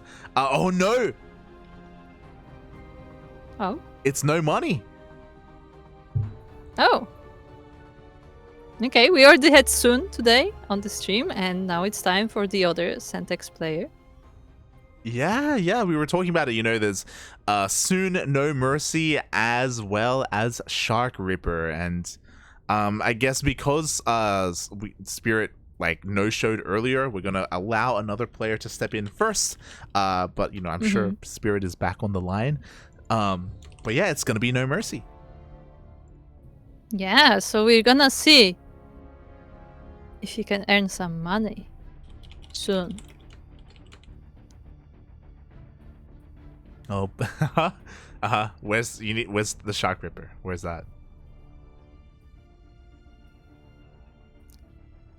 Can you earn money as a Shark Reaper? Shaking. It's not a very funny name, you know. So yes, the TVTs will continue, and we have our map of choice. Yeah, and it's another map that we have already seen today. As it looks like the lobby is being cancelled, so that definitely will not be a bug. Yes, we will be going for a different lobby instead, and yeah, we'll see if he can get revenge for his teammate. You know, I know these Synthex boys are close friends. They do practice a lot with each other. They do plan a lot with each other, and I'm sure soon was whispering sweet nothings into NoMercy's ear about what happened in their game. Is that how you describe games? Yes. You whisper sweet nothings about the games you play? Yeah. Look, they're close, okay? Okay. Makes sense.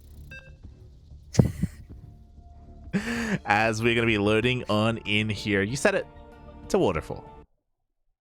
Yes, it is waterfall, and it is another TVT that we will be loading into, and we see if maybe NoMercy. By the way, NoMercy actually is called NoMercy. Just want to point that out. Yeah. And he is spawning in the top right corner of waterfall. It is representing Synthex, and was it Germany? Okay, it was Germany. It is previously no money, but now NoMercy. And spawning in the bottom left-hand corner of Waterfall, we have his opponents. We have the man who just refuses to leave. He will forever be our king from South Korea. It is Percival. Right.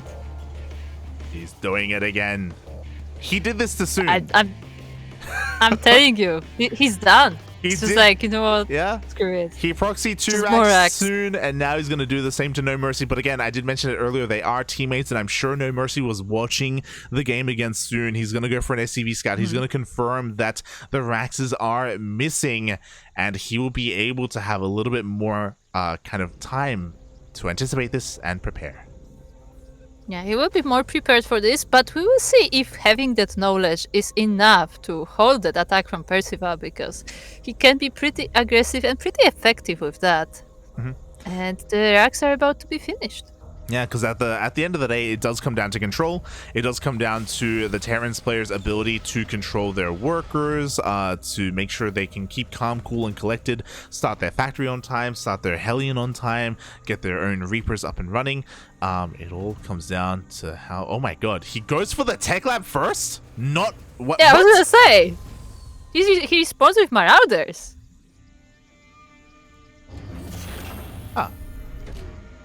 I mean, Marauders are tanky. I've never seen this response, I'll be honest. I've never seen this response. Yeah. I don't know how good this is.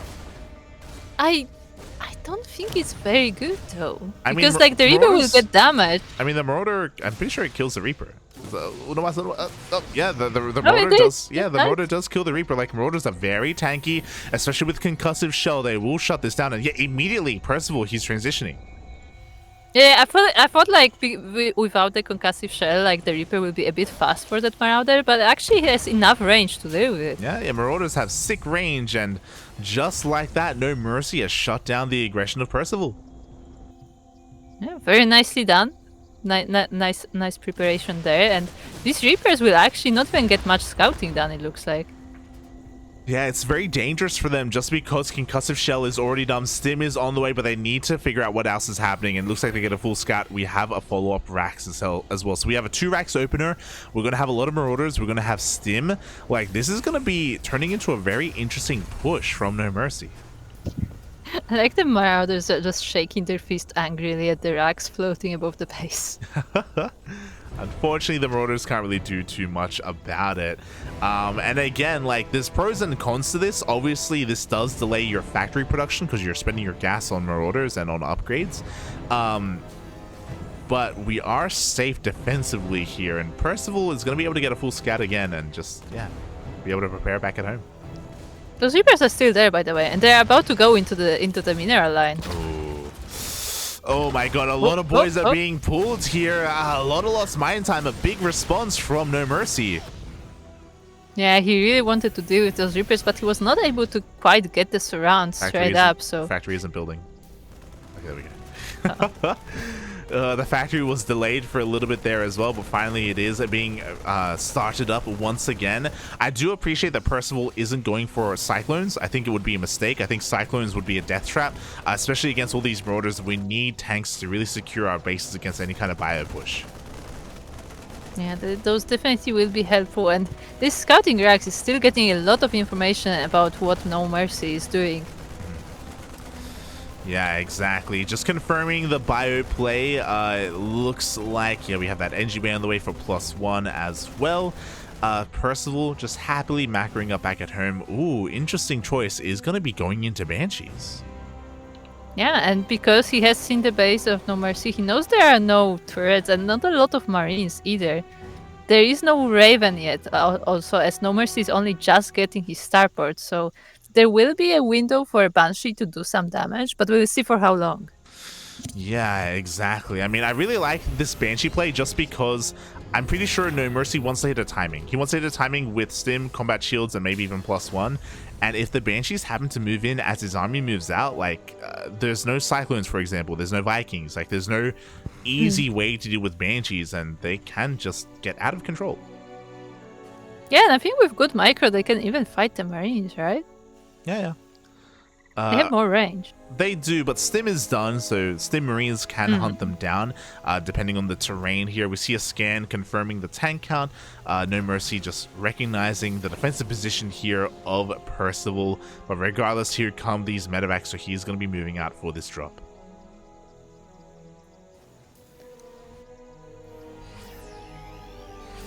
It is. The Banshee is still lurking behind the base, waiting for the second one as well. The cloak is finished, right?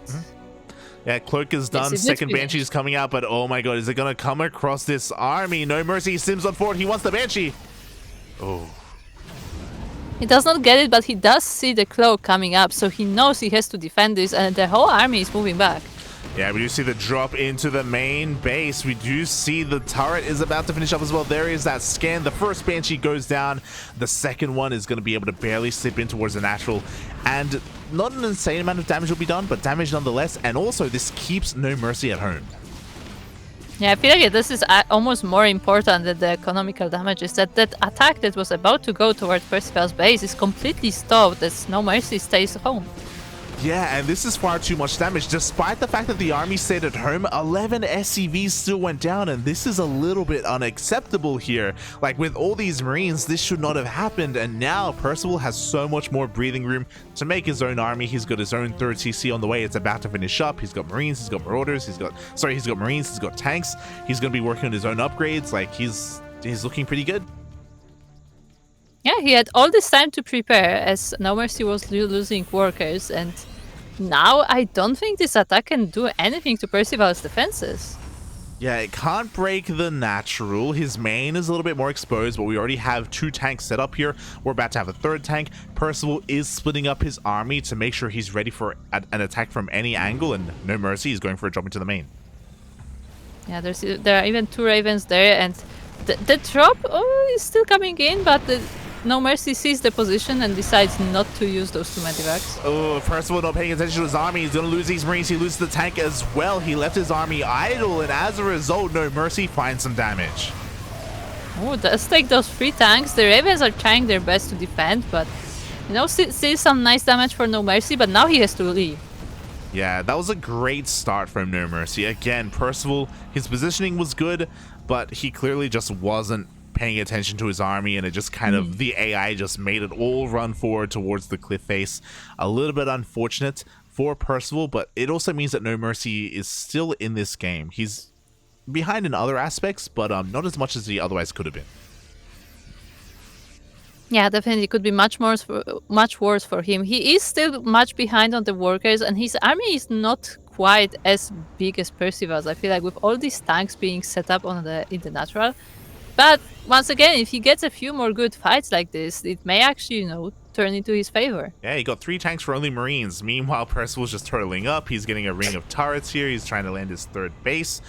Bearing in mind that Percival's Marines aren't anywhere near as powerful either. They do not have stim, and oh my god, he's being caught unsieged. Yeah, the unsieged tanks are not helping in these fights, and NoMercy is able to close the distance here, but now his army is starting to melt. Yeah, forced to pull the boys as well. Percival is losing everything here. I mean, there we go. He does land the Vikings in the end, but he loses every single one of his tanks.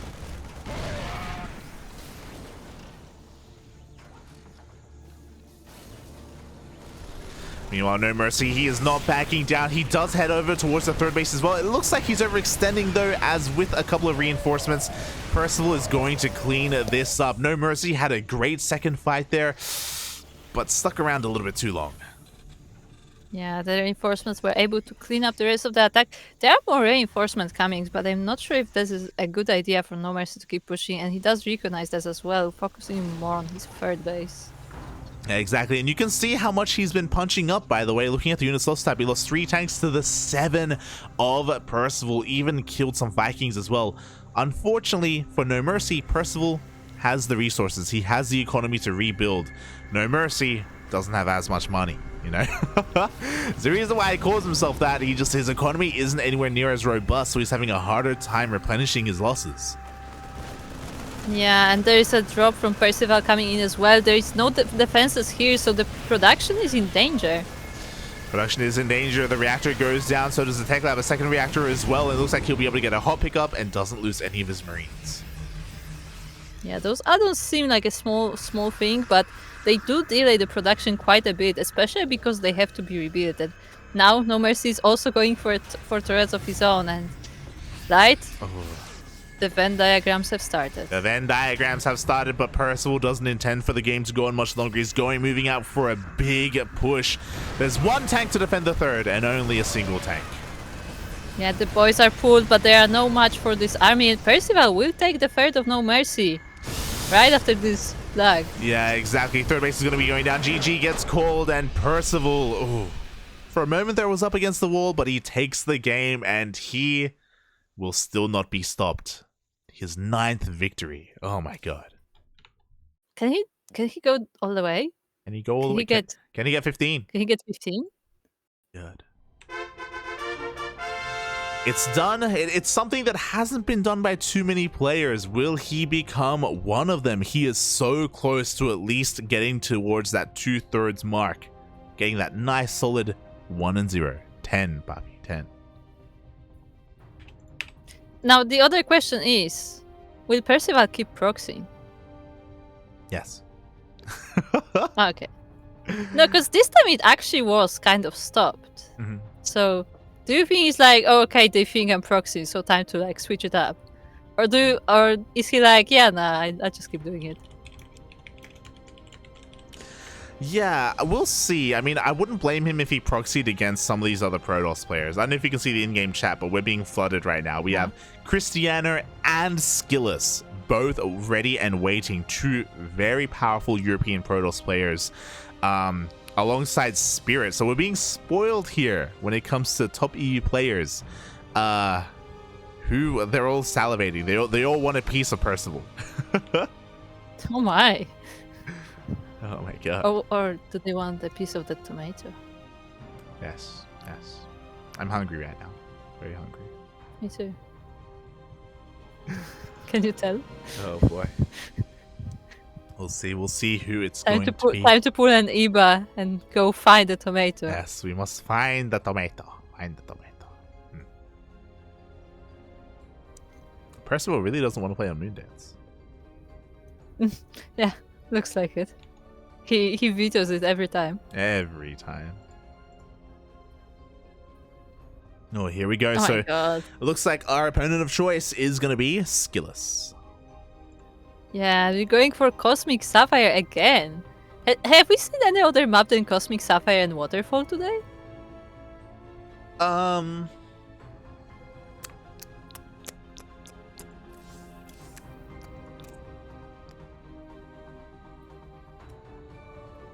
It's a good question. I don't think we have. I don't think we have. Yeah. Every time, it's one of the two. It's one of the two. It's always one of the two. I think maybe we had like a data C map. Maybe. I think so. I don't think we did, actually. Oh boy. Well, regardless, we are continuing our run here. The lobby has been made. And one of the best Protosses in Europe is stepping up here to take down and stop this Korean Terran. But can he do it? Or will he fall to another proxy 2 racks? Or proxy 3 racks? Oh boy. He's not gonna get proxied now. There's no way. There's no way. I mean, that's what we thought last time. As we are now spawned into Cosmic Sapphire, and we are looking at the base of our blue Protoss player. As I was like, wait, is he on a team right now? Nope. He's not on a team, yeah. And it is none other than Skillous, currently teamless. So, teams, sign him, maybe? Yeah, he's a great player. He deserves to be on a team. And spawning in the top left-hand corner of Cosmic Sapphire, we have our South Korean Terran player. Also currently teamless, but you don't need a team when you're on top of the hill, when you have that crown, the current king of the hill with 9 wins. It is Percival.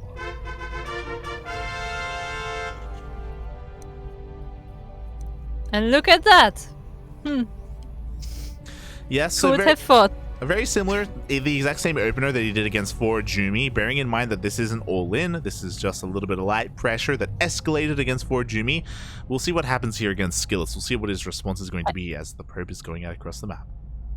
I feel like there is a very big difference here to the ForJumy game. Do you know what it is? What's the difference? The Reax actually is blocking the Nexus. True. Is it? I don't think so. I think it is. Or maybe it's not. No, it's not. actually Maybe it's not. It's not, yeah, it's not. Percival, come on. You can do better than this. So we do have the Reaper coming out for Percival. He heads on over and he is not in time to block as Skillous does go for his gate expand.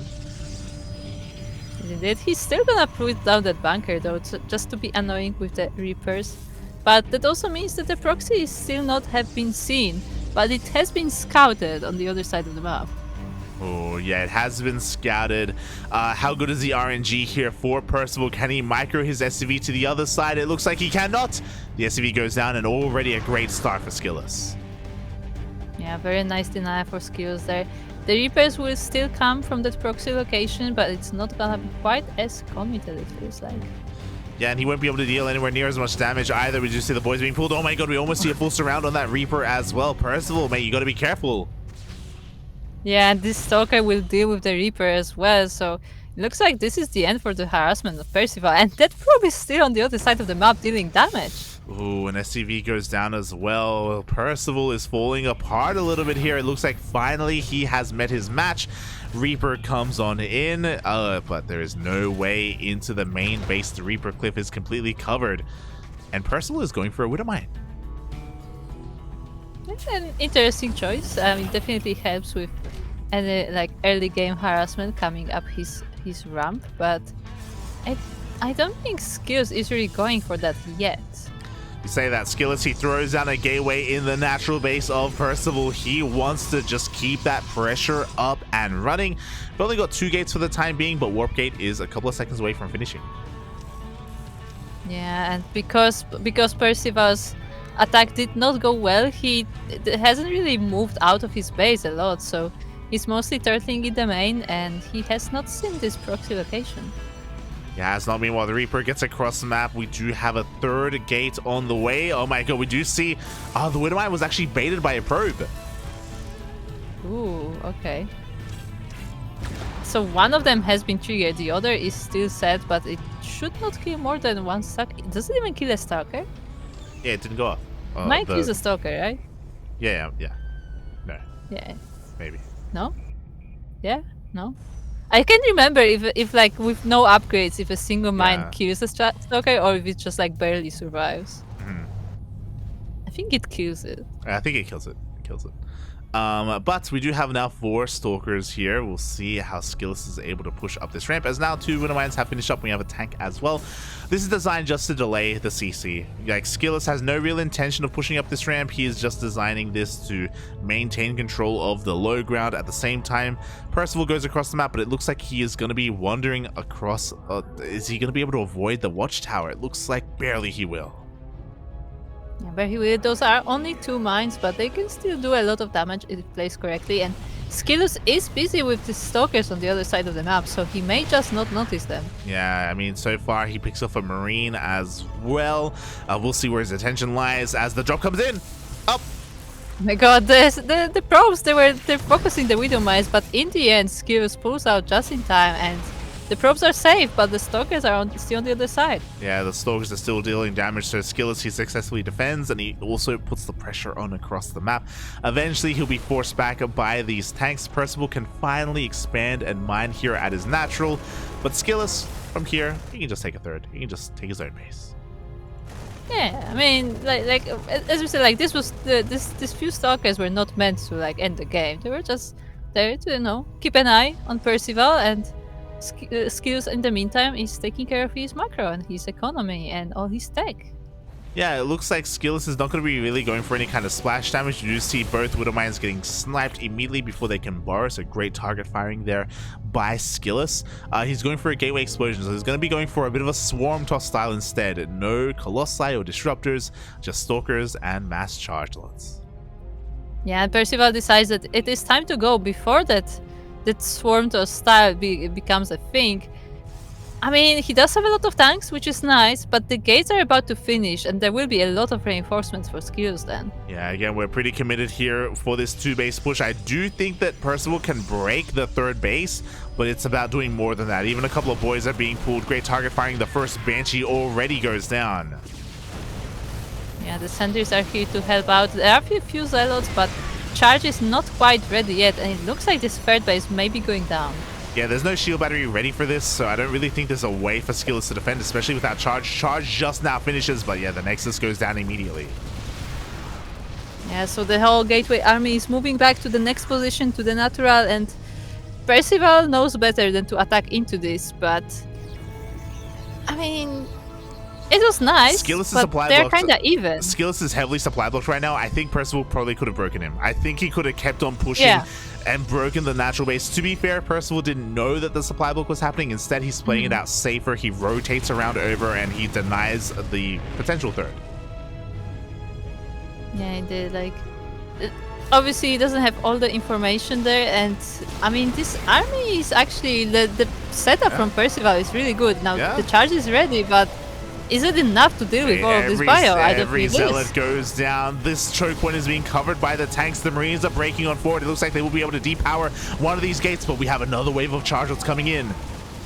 Yeah, at the same time, Skillous is doing damage to the Percival side of the map. The main base is under attack and a lot of SCVs are falling, but Percival is still holding the position on Skillous side. That's where the Warp results was. It was across the map instead. 26 SCVs are going down. This is just forcing Percival all in.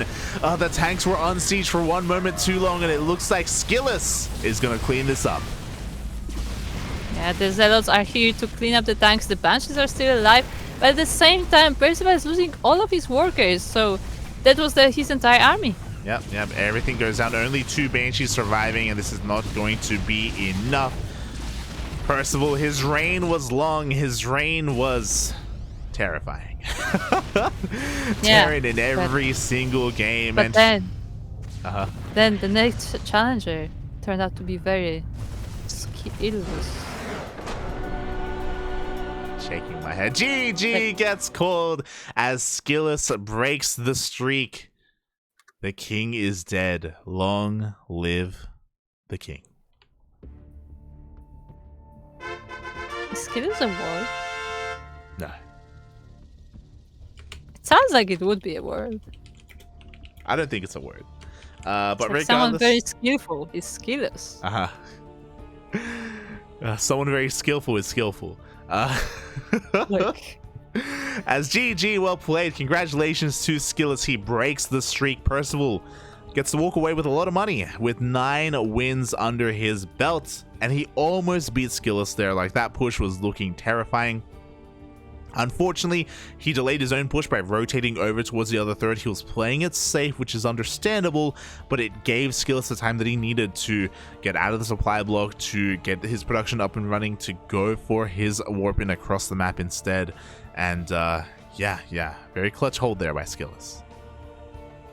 Yeah, really nicely done by Skillous. And as we said, Percival had a very impressive run so far. He did get to 9 wins total. But now it is time for another king, as Skillous will be waiting for that next challenger.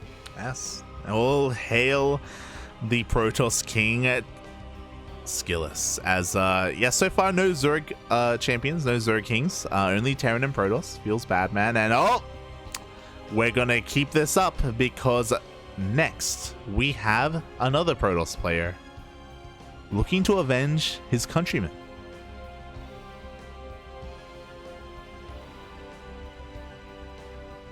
That's my hint for you to guess who it is, Kuro. Which countryman? I mean, avenge his countrymen. Our previous king, Percival. A previous king. Okay. Is it Nightmare? There you go. Nightmare, the man himself. He's coming up next. You know, one of the best Protoss players from Korea that we have to offer here in OSC Elite. So, what you're saying is, Eddie has been keeping all these Protosses, and now he's gonna make them fight themselves. Yes. He's sadistic like that. Let's go. Awful. How dare he do this to the Protoss? I thought they are connected by the Kala. Not anymore. The connection has been. So did you not watch Legacy of the Void? Kala, the connection has been severed, as we are going to be getting into our next match. It's going to be our first PvP of the night, of the evening. And what a PvP. Europe versus Korea. Yeah, guess what map we're going to? Is it Waterfall? No, it's not Waterfall. It is also not Dreamcatcher. It's not Evergym. It is not Nightshade. It's not Data C. It is not Eternal Empire, actually. Also not Tropical Sacrifice. And it's not Moondance, despite the fact that it wasn't vetoed. And no, it's not Stargazers. Because we are now loaded in, once again, to Cosmic Sapphire. And we are looking at our current reigning king, the blue Protoss player representing himself. It is Skillous. And spawning in the top left-hand corner of Cosmic Sapphire, we have his opponent, the current contender here for that throne, representing Team GP. It is Nightmare.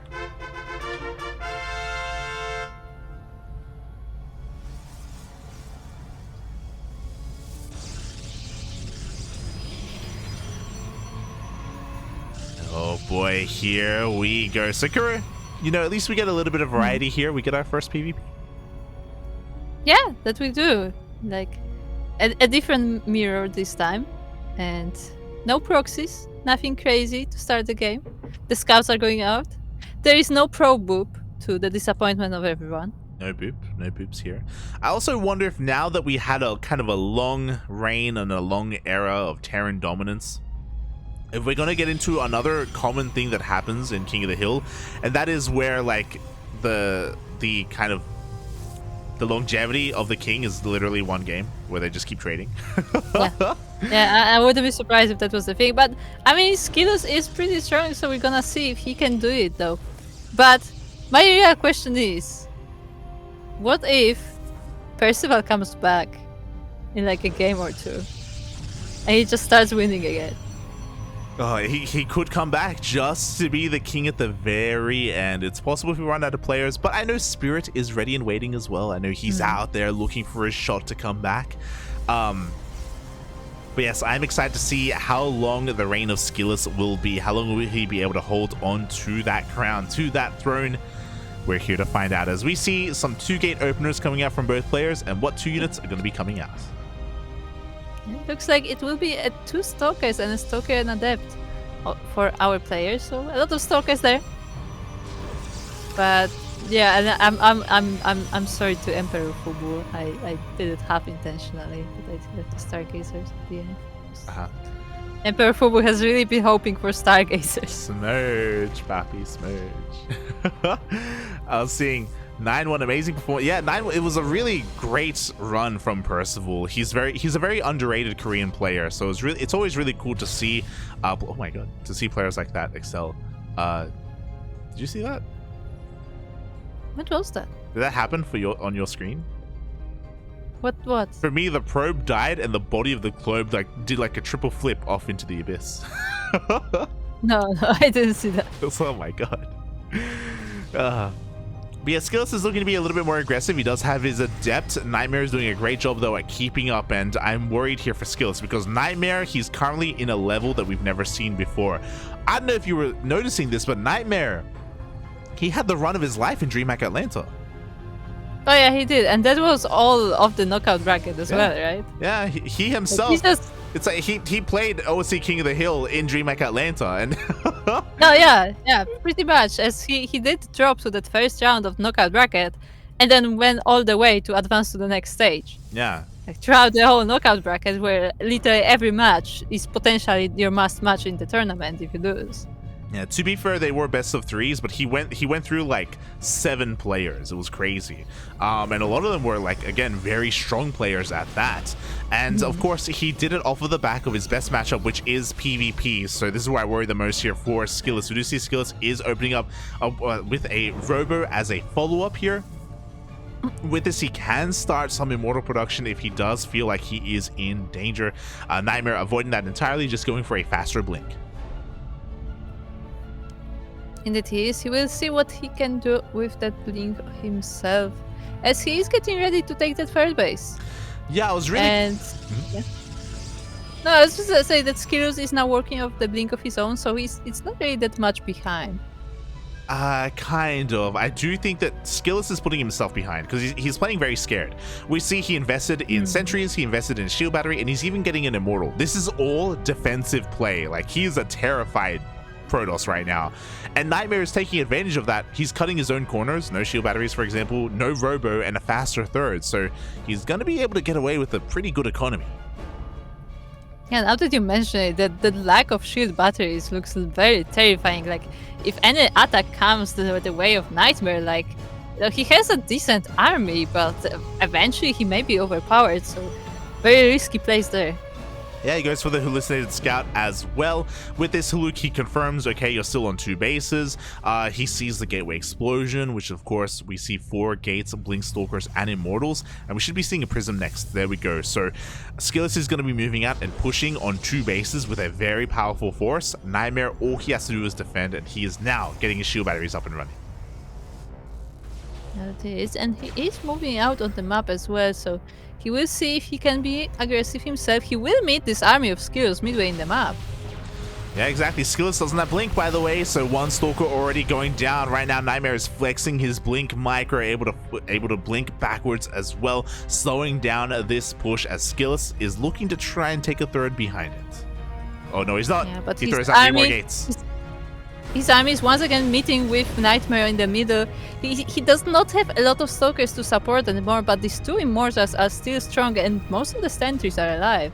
Yeah, and even though Skillous was in position for a 3rd base, he has more production on the way. Again, he's very committed to this push. Nightmare, he is ahead in the economy currently. Oh, he even has the high ground. He does meet up with this rotation. Yeah, he has worked in so many more stalkers, so they will be able to put out quite a lot of firepower, but now the force fields are going down and a lot of them are zoned off. Yeah, but you know what? The army of Skillous already also gets zoned off as well as he's running out of units. He's trying to warp in and reinforce with a couple more of these Stalkers. Meanwhile, we have our overcharge and boys are being pulled for Nightmare. Yeah, and even the blink forward to focus on the Immortals, and without the Immortals, the army of Skillous does not have quite the power to go through this. Yeah, exactly. The Prism goes down, the Stalkers go down as well. We lose a couple of workers for Nightmare, but GG gets called, and Nightmare dethrones Skillous and is our new king of the hill. A dramatic story of Protoss on Protoss violence. Yeah, someone stop the violence. As again, Nightmare kind of, I don't want to say he forced Skillous into that position. I feel like Skillous made his own decisions to go for the 2-base all in, using what he had, you know, with those Immortals and with that additional production. But the control there of Nightmare was great. The blink micro as well was impeccable. Yeah, no, it was really nicely done by Nightmare, and Skill, as you said, like maybe Skillous was a bit too scared, and like, you know, he had those 2 Immortals, which they were really strong part of his army, but without the backup for them, like it kind of fell apart. Yeah, pushing up that ramp was a little bit interesting because we saw the force fields from Skillous, and even though he was kind of force fielding out a lot of the army of Nightmare, there were also a lot of counter force fields, and Skillous himself was also struggling to push up the ramp, and like half his army was stuck behind his Immortals, and it was a really awkward engagement. He just had a really hard time breaking that 3rd base of Nightmare, and just really solid PvP from our Protoss. Yeah, definitely. As you said, Nightmare is on a bit of a roll, and we will see if he can continue that with the next challenger on the horizon. Oh, exactly. And here he is once again, the Polish Terran player, Ziggy. No. What? It's going to be... Where did you get that one from? Spirit is going to be coming out once again. Yes, we do have Spirit this time. Did Ziggy retire? I haven't seen Ziggy in a long time, in a couple of months. I know he was... I know he went to Korea for a while. Yeah. And then he kind of disappeared. So I don't know if like I think he's back from Korea. I'm not sure. But I don't know if he's like still active competition wise. I'm checking. The last time Ziggy played was in the WTL qualifiers in September for Root Gaming. That was the last time he played. It's been a couple of months. Yeah, I'm not sure if he's still active, but yeah, it is not Ziggy. In fact, it is Spirit. Is Spirit. And shockingly, Nightmare vetoes Waterfall. Oh, does that mean we play on Cosmic? That's what that means, right? Yeah, I was gonna say it's one of the 2 maps has been vetoed. Oh. As we know, there are only 2 maps in this map pool for this tournament, Kappa. There you go. Only 2 maps. I'm double checking, and no, we did play on Tropical once. Yeah. Percival versus CuKu. It was a short game, to be fair. We did play it. Yeah, I mean, yeah, it was a short game. Right? Oh. Right? It's not Cosmic Sapphire. For the first time today, we're not getting Waterfall, we're not getting Cosmic Sapphire, we're not getting Tropical, we are getting Data Under the Sea. Yeah. Finally, some different maps coming up. But we will see if different builds will come up as well as... I mean, we have 2 titans of the OSC Elite, really, coming up here. Oh, yeah. And we'll see how this game goes. We shall see. As when it comes to the OSC Elite members, I believe Spirit is the highest ranking European Terran, going up against the highest ranked South Korean Protoss here. Spirit versus Nightmare. Quite a quality matchup. Quality. Yeah, definitely. And especially with, as you said, with Nightmare's performance lately, this should be really interesting. And we are now ready to start our game as we spawn on Data C, and we are looking in the top right corner of the map, where we have the blue Terran player from Poland, representing KZ. it is Spirit.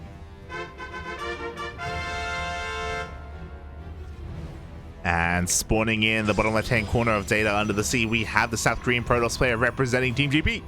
It is Nightmare.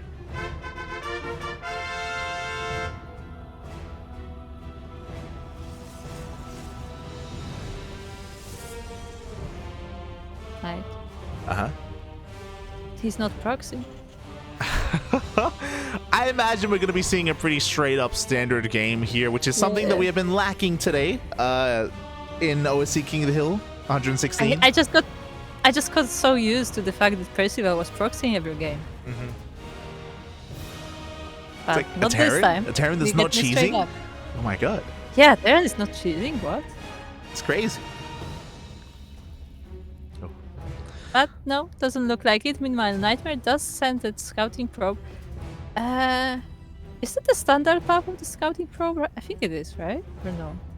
Yeah, intentionally he does skirt around the edge of the map. He's going to get across here and he's going to confirm that Spirit is going for a Rax Expand. So a very economic opener here from Spirit as he doesn't go for his second Gas Geyser. He heads over towards the natural and should be throwing down that CC. I'm not gonna lie, for a second I thought Nightmare is gonna gas steal. We did see that gas stealing today. Fun fact. I don't know if you were watching. Yeah. Patty Mac. In the Patty Mac game. Yeah. I miss the gas steals. We need to bring that back. We do. But yeah, I Spirit. shall bring that back. Spirit going for a very economic opener. This is very off meta. In recent times, we do see kind of 1-1-1 into CCs, or we do see some more aggressive openers in TVP. So Spirit with confidence here.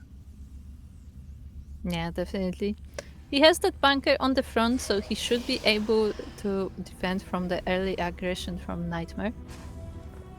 And yeah, as we said, it looks like we're just gonna get a more calm, more macro game this time, and both players are just investing in their tech. But this Reaper actually will go down. Yeah, exactly. Once the shade does complete, there we go. Reaper gets taken out, and Spirit is in the dark. He has seen nothing. Yeah, he has seen nothing. But Dark is another player, so. What? Dark is not in this match. He says he's in the dark, but Dark is. No, I said he has seen nothing. Okay. You're meant to say he's in the dark, but Dark is another player.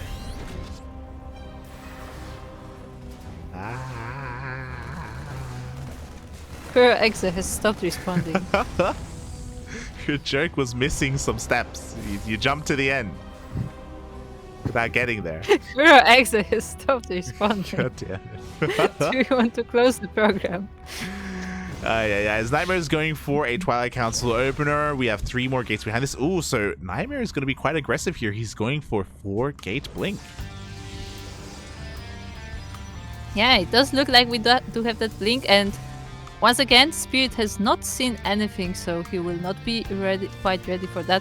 But fortunately for him, all of his production is quite far behind, almost TVT-like, where like everything is far away from the edges of the base, so nothing should be quite in danger immediately. Yeah, nothing quite in danger. We do see that because he didn't scout the opener, he actually has his Widow Mines in possession to intercept an Oracle, as he's now going for a bit of a drop. Now the time for the Oracles have come and gone, and we'll see if he can get some damage here. We'll see if he can catch Nightmare off guard as he has his Prism on the way to send it across the map. Yeah, getting ready for that attack, but the Widow Mines are coming closer as well, and will Nightmare pay attention to these 2 Widow Mines? It's only 2, so it shouldn't be astronomical damage, but I mean, main is ready, but it's natural. That's the thing. Nightmare, his army is in his main base. It is rotating down towards the natural just to meet up with that Prism. At the same time, in comes that drop, and Nightmare is being distracted by that Hellion.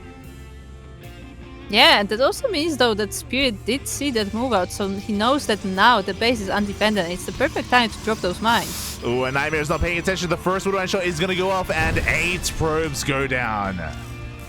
Yeah, the second Widow Mine is now digging in, and he's also targeting this, but in the last moment, Nightmare does save a lot of his probes. Oh, Nightmare, things are falling apart here. Wasn't paying attention. It looks like he will dive on top of this bunker. The bunker is not going to go down. The repairs are just too good. Yeah, I mean, he does lose a few stalkers for it, and the bunker still stands. Now the Raven is here as well, so he can potentially disable that War Priest if it comes close. Yeah, Nightmare is in an awful position right now. He has lost so many workers across the map, and he hasn't dealt anywhere near enough damage. He's trying to stop some mining here, but he just takes 3 tank shots to the face. He warps in a wave of stalkers here in the main, but it feels like Nightmare is, I don't want to say all in, but again, he's just very committed. Yeah, he's very committed. He's making probes behind this, trying to, you know, regain his resources.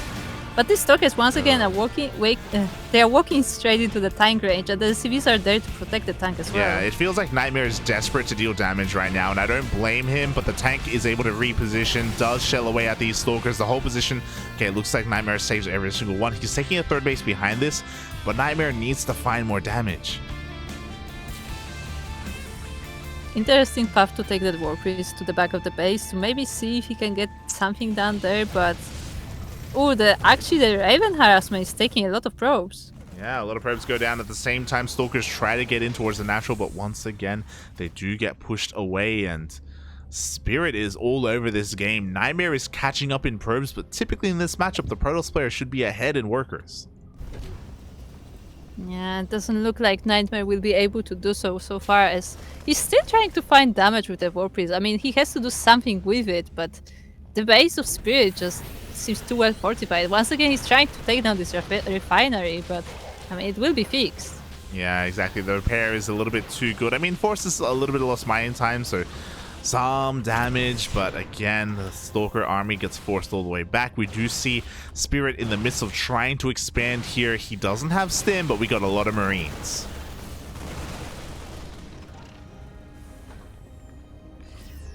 That we do, and that War Priest, well, it finds once again a way into the main, and the army has rotated to the third, so there is not much defense here. That one tank tries to keep the ground though.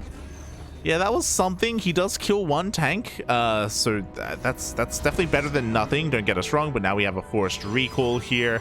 Spirit, his economy is still looking very healthy as he gets his third up and running, and now our upgrades are about to finish up. Now Spirit is getting ready to be the aggressor. Yeah, once again, he's still harassing with those Ravens, still taking more probes down. There are no shield batteries quite ready, and the army is on the move. Nightmare has seen the attack coming, I think, and he's trying to muster as much defense as he can. Yeah, we'll see if he can in the end. He does have a couple of High Templar. He needs, there we go, Archons are being morphed in, but the tanks siege up. Siege up, the Marines move forward. The High Templars they don't have Storm, do they? Nope. Yeah, they are just there for Archons, and I mean, that's good, but there are only 2 of them, and they are actually stuck behind the army. Yeah, they are stuck. Here comes some reinforcements from across the map as the Nexus is going to be taking a little bit of damage here. Nightmare, he has to respond. He tries to go in with his charge lots. Ooh, interesting decision. He does forward against the army, takes a tank.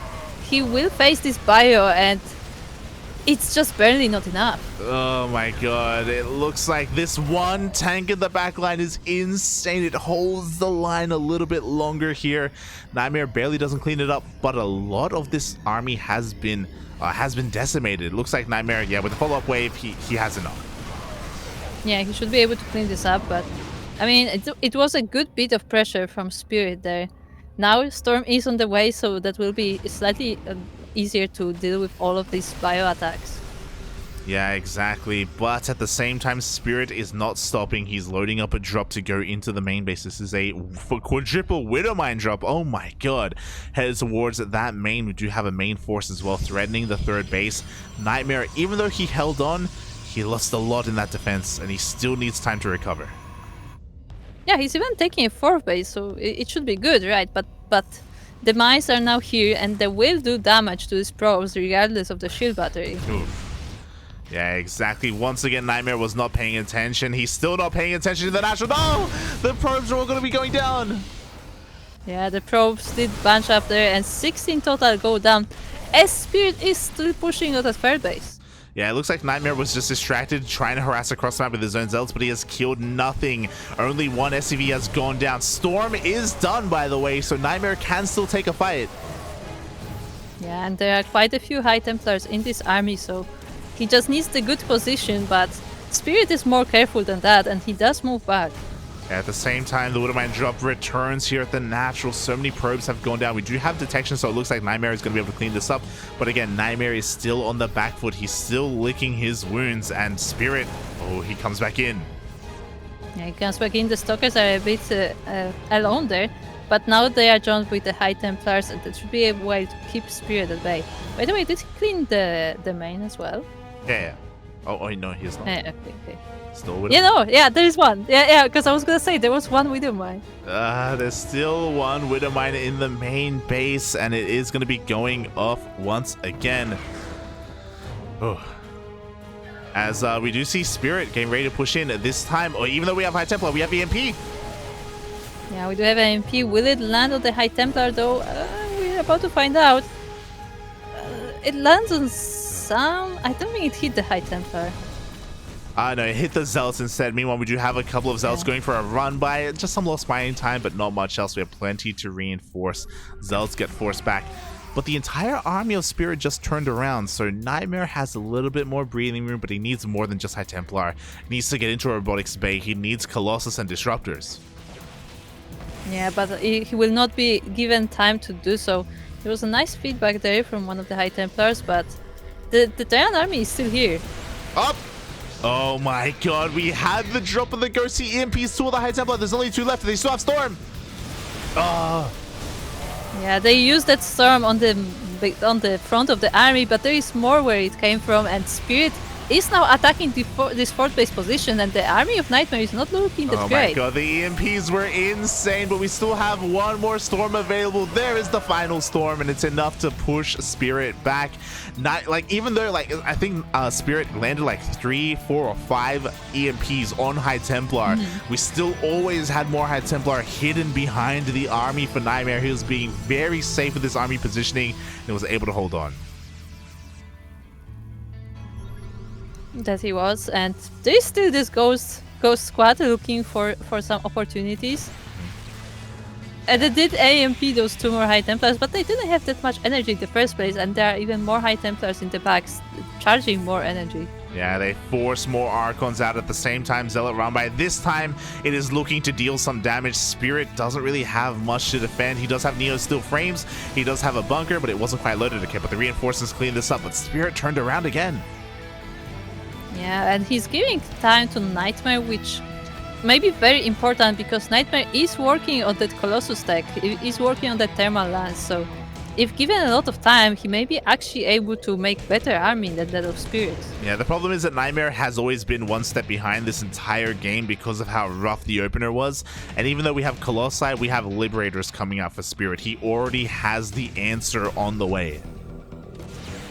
And he will once again try to attack into this fire base. The Protoss army is here to respond, but the EMPs are landing on most of it. Yeah, the EMPs blanket the Protoss army, a lot of gateway units, and even the Archons go down. This was not the best trade for Nightmare. He did land 1 Storm, but 1 Storm is not enough.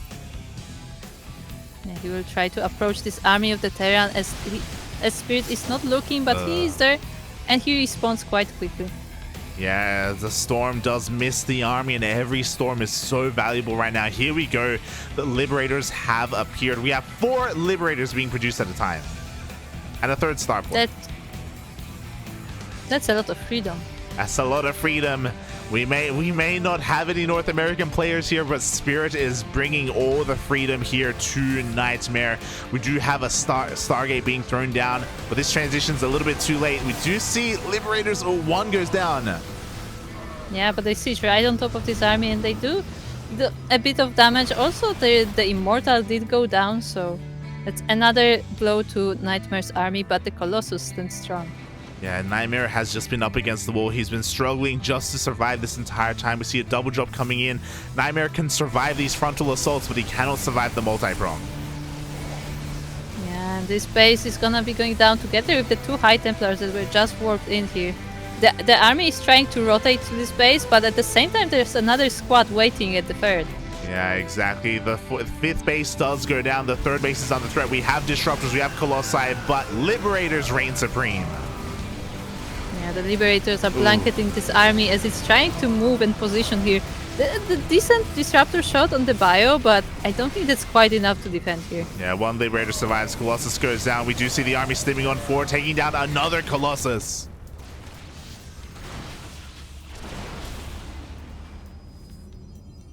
11 probes go down as well. Yeah, that was that one Liberator just being a little bit cheeky there in that mineral line.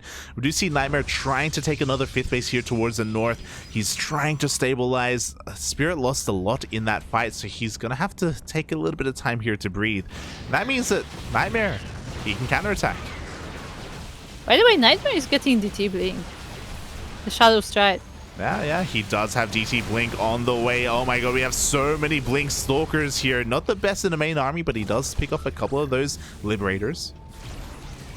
Yeah, he does. And Nightmare is rotating around, trying to find a way to attack Spirit's position, but so far he hasn't found anything quite good enough for him. Yeah, we'll see if he can get a kill on this base towards the bottom right-hand side. Spirit is going to rotate over to try and hold on. Actually, Nightmare doesn't go for the base. He goes for the triangular third.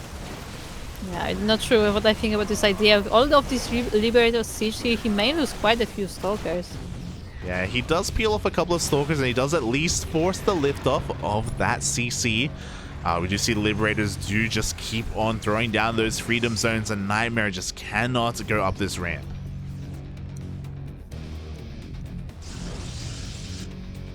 I mean, Nightmare can't go up this ramp, but the Disruptor shots can. Disruptor shots can. Nightmare is in the middle transitioning. He has 3 Stargates and a Fleet Beacon on the way, but he needs time right now. And oh my god, Spirit, he's diving on top of the Disruptors. Yeah, and he's splitting his army decently as well, so they do not do a lot of damage to the Bio army, and now he's chasing.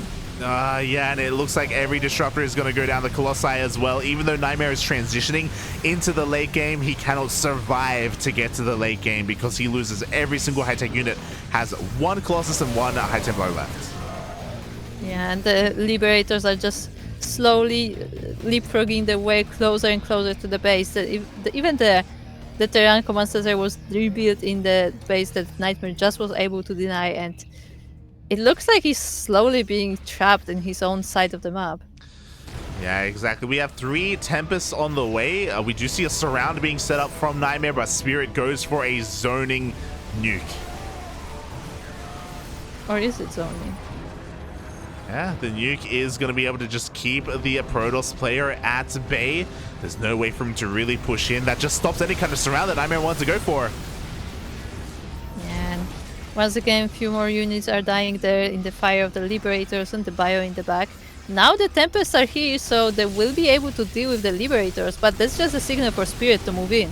Oh my god, exactly. The Nova goes off. It looks like this Tempest, they have survived for the time being. At the same time, it looks like a handful of probes did go down. The Tempest, they're being left unattended. Oh, but there's no Marines. Yeah, but there are barely any Marines left. There are a few ghosts, but most of this Bio army is actually Marauders, so they cannot do anything against the Tempest. They really cannot. The Tempest, they move on. Sorry, the Liberators, they move on forward. It looks like the ground army of Nightmare is having a hard time here. Oh, and the Marines are stepping forward. They're getting the Tempest. Yeah, the Marines reinforcements are here, and now they are starting to deal with the Tempest. But by the time they do, I don't know if there will be any Liberators left. I don't know if there will either. There's only 2 Liberators remaining. We have Vikings in production, though. We have hard switch into Vikings, and they will be an answer to those Tempests. Yeah, it looks like this is really a game of responses as each player tries to counter the other, and now the Tempest will be falling down. The Stalkers are attacking from the back, which is a very interesting move, and most of the Bio is actually clear. The flanking Storm was the real MVP there. A lot of the Bio goes down. The Disruptors have survived, and Nightmare takes a very strong fight. Yeah, very nice fight for Nightmare. Okay, I feel like this should be a screenshot. This is the Command Center right next to the Nexus. Like, this is the state of the game. Spirit supply plummets, by the way. He lost so many Liberators, so many Ghosts, so many Marauders. He had a very expensive army. He's remaxing with Marines. But Nightmare, things are swinging in his favor. Yeah, I mean, there's a lot of stalkers here, and I don't think these Marines can do anything, Ooh. especially when they walk straight into the storm. Yeah, exactly. The Novas are just too much here. The Tempest as well. Somehow, some way, Nightmare, he weathered the storm. He defended long enough. He just absorbed all of these fights, all of these engagements, and these Tempests, they were able to swing things in his favor slowly but surely. Yeah, like at a lot of times during this game, it looked like Nightmare was about to lose it. He was getting trapped in his bases, but it looks like he has held on just long enough to be able to build the superior army, and now he's able to move on to the position of Spirit. Yeah, exactly. Meanwhile, here we go. We need a couple more Novas. They just zone away the army for the time being. That planetary is getting pretty low. A lot of SCVs have gone down at the same time. Zealot Rambai is heading here towards the triangular third. Spirit is being pulled apart right now. He doesn't have the supply to defend all of his bases at once. Yeah, that he does not, and the Zealots will do a lot of damage. A lot of SCVs are falling down, and a lot of bases of Spirit are currently under attack. The Stalkers are dealing with all of the Liberators. The Disruptors are still alive, and yeah, I think Nightmare is really getting the advantage here. He really is. He's now taking, for the first time in this game, he has taken the lead in workers right now. 68 to the 55 of Spirit. These Tempests have been just shelling away at this base the entire time. Spirit's had enough. He's going for a counterattack. His army is still quite powerful. He has a lot of ghosts for EMPs. He's got a handful of Liberators, a lot of Marines. He can still take a fight if Nightmare doesn't know where his army comes from. Yeah, and these two Colossus are really alone, and they will be sniped most likely by this army. The Liberators siege right on top of the base of Nightmare, but a lot of Stalkers and Disruptors come back for the defense. Yeah, they come back. We have another nuke here on the main army. Both Colossus go down immediately. This is a really awkward fight for Nightmare, trying to push up a ramp into his own base. Yeah, the Sonic Nuke is still going off as well. The Tempests are actually being chased, and I think the army of Nightmare might have been just cleaned up. Yeah, that was an awful fight for Nightmare. That was an awful position as well. All the Disruptors were exposed. The Colossi were exposed as well. Everything needed to be together in one big death ball, and Nightmare lost everything. Yeah, in just a moment he lost almost entire army. All of his high-tech units went down, and now Spirit once again has regained control. He has remade the Biot, he has remade the Liberators, and he's able to take the base. Yeah, the base goes down. The probes are saved. They do get recalled here towards the bottom right-hand corner. Meanwhile, the Zealots are trying to break into the main base of Spirit as well, but he has some reinforcements. He holds on, and Spirit's main army is not stopping. At this point, I do think that there is no way for Nightmare to defend. There's just so much bio here, and we do have a couple of Disruptors. Maybe if we get some miracle connections, but like it's unlikely that that happens. Yeah, I think Spirit is paying enough attention to this army to be able to split, and like we have a lot of gateway army from the Protoss, but with all these Liberators and all this Stint Bio, I don't think this will be able to win him the game. Oh, and Nightmare just sent out both of his Novas. He has a couple more remaining. Ooh, one. Oh no, he does move over, and the Novas, they hit nothing. Yeah, they actually barely hit any units at all, and now the Protoss army has to run while Terran is just moving into the position. Yeah, he's breaking towards the natural base. He's getting on top of the production. Robos are being depowered. DTs come in, though. And if we don't have scans, these DTs will actually clean up this army. Oh, there we go. No, there is that scan, and the DTs are being cleaned up as well. The Dark Shrine falls as well, and now the Liberators are here to protect the army going up the ramp. So, there's not much Nightmare can really do. Yeah, there's no way for Nightmare to push up this ramp. He's going to try because he has to, but he loses everything in the process here. He doesn't even get a Nova off. Spirit, he was dominating the majority of this game. He almost threw it towards the end, but he was able to regain his composure. He was able to take a great fight at the third base of Nightmare, and yeah, I mean, all the production's gone. He did outmaneuver the Protoss army and was able to clean it up. And GG is called. Spirit does become the new king. Oh, GG, well played. In a long macro game, Spirit does pull it off in the end. It was pretty close though. We saw there was a moment where things suddenly swung in Nightmare's favor. But we saw that he did maybe overextend. He did just stick around out in the middle of the map for a little bit too long. And then his army was just all over the place. It was very unorganized, very haphazard. Yeah, it looked like, I mean, at first Spirit was trying to defend his bases and like, send his reinforcements there, but it looked like he realized that sending the small groups of reinforcements isn't really doing anything, so he just like massed up his army, like waited a little bit, like hold it off, and then he went for his big attack. And also, I think Nightmare just put too much attention on that single planetary. Like he was just sitting there fighting it. Yeah, I think that was fine. I mean, as we saw, like I'm pretty sure Nightmare wins if they fight like both armies facing each other. But again, when the fight happened, all of his disruptors were exposed, all of his colossi were exposed, his tempest as well. Like they just didn't have any kind of support at all, and that was a very expensive high-tech army. So yeah, it was really great of Spirit to come in from behind, from that angle specifically, and catch the army where it was. And in the end, a snowball into a victory, and now we have our next player. Oh my god. We have arguably, or maybe inarguably, the best Terran player that OSC Elite has to offer. Right. It's coming out. We're back to TVT. We're back to TVTs. Let's go.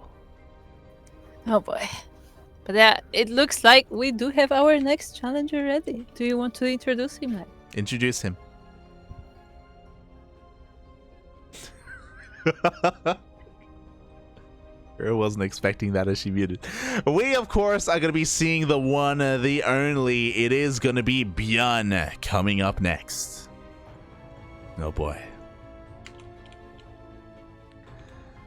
So the TVTs have returned. Of course, ByuN has been patiently waiting here.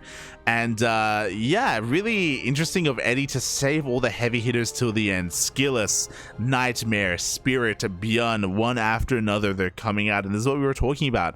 I think we've reached the point where these players are looking to trade blow for blow and just play hot potato with that crown as they just pass it off to each other.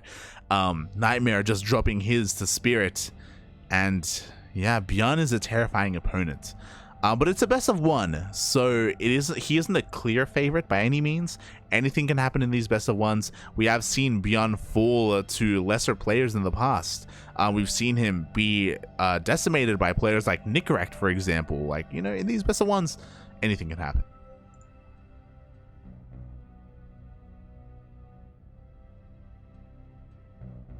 One moment, as I'm fixing something. Oh, good, all good.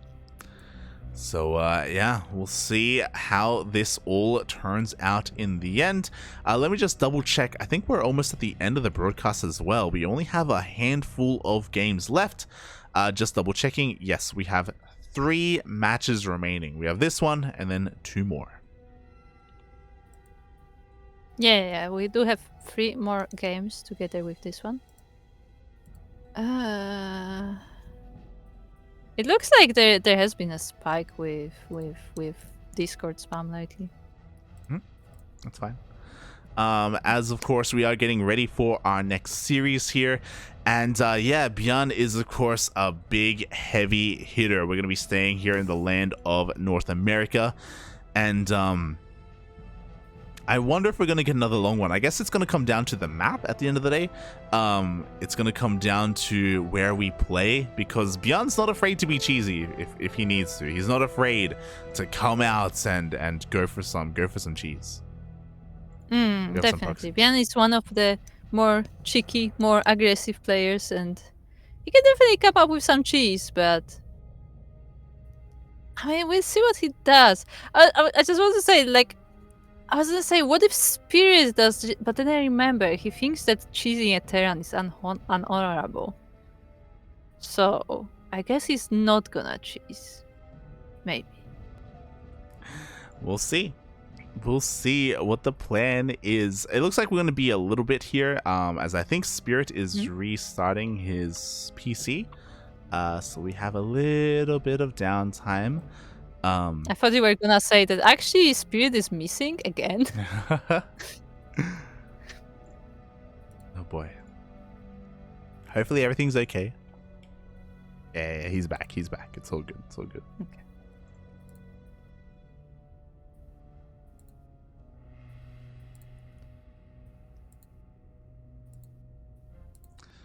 Oh. And yeah, it looks like they're just gonna get their videos going. Oh, let's get some predictions in the chat. Kuro, can you handle that just for this match? Just for these matches. Yes, Okay, yes. okay. Predictions in the chat. TVT. Who comes out on top? Best of 1. Let's go. It is ByuN versus Spirit. Right? And yeah, go. The predictions are now on. It's been 2 minutes, so they may just be ending, so make sure to get them in. Yes. Make sure that you get your predictions in because we are diving into our next game. We've only got 3 matches, 3 best of 1s remaining here. Who is going to be the final king of the hill? It could be one of these two. It definitely could, as we are loading into our map.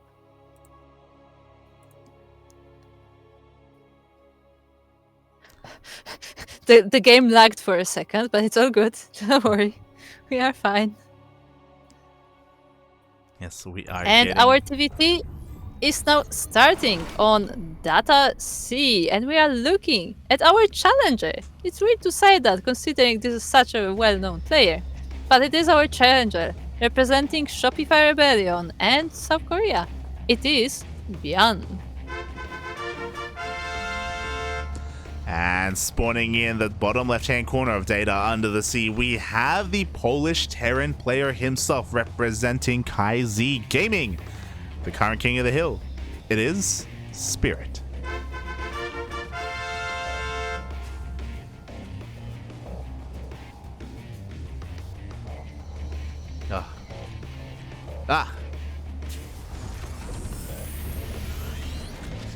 What's up?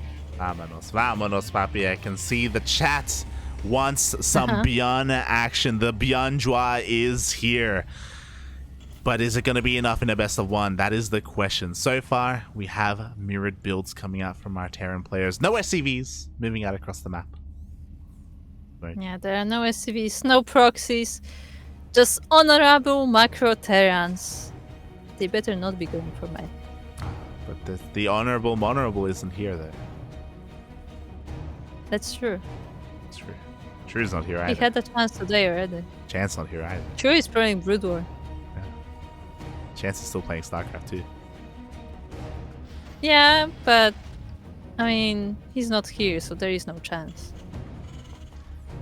There was NoMercy. I mean, that's true. They did have NoMercy. But what's in the future for Terran? Nah. No. Shaking my head. As you can see, again, these 2 gas openers from our players, they are mirroring each other, going into their Raxes, going into their factories. I guess the biggest difference to take note of at the moment is the fact that their building positioning is quite different. Spirit's building positioning is interesting. Yeah, interesting, definitely. But, I mean, we'll see how it does work out for Spirit. As so far, I mean, the builds themselves are pretty mirrored, it looks like. Yeah, so Spirit is of the mantra, and this does make plenty of sense. A lot of Terran players don't really bother with walling this ramp, especially early on, because it doesn't really matter, because we have Reapers in the early game, and they don't care about ramps anyway. Yeah, this building placement means that the production is further back. It also means that it's safer against any kind of tank pushes, as the tanks, of course, can lay siege upon the production if it is too close to the edge of the cliff. So yeah, just an interesting little adjustment here from Spirit. Something you don't see too often. There aren't many Terran players that do this. I mean, I feel like it's been getting more and more popular for Terrans to do that, but yeah, not all of them do. I mean, for example, we've had a lot of Terrans today, and not a single one has done this other than Spirit. Fair.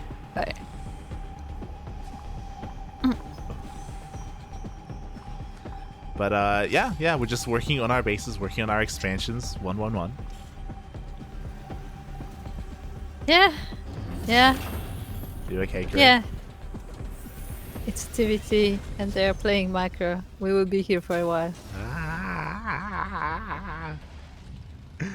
I mean, we just had a solid macro game as well. There's nothing wrong with that. True, true.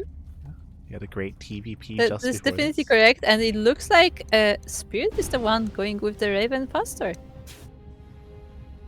Yeah, he's going for his Raven opener. Meanwhile, ByuN likewise is going for his medevac first, so he's going to be going for a bit of a drop. Has to be careful. We do have a Widowmine set up here to try and intercept anything.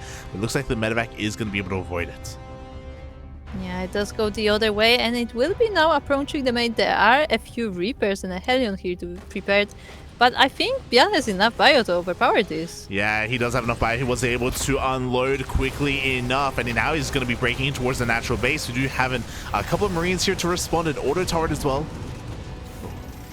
Yeah, so in the end, Spirit does hold it, but I mean, ByuN is still looming here. Yeah, This he drop comes is back. still trying. ByuN had some pretty slick micro there. Didn't lose a single unit, but we'll see if he's going to be able to hold on here. Reaper goes down, Hellions as well. ByuN is just committing. Can he get the Raven? Looks like he will not.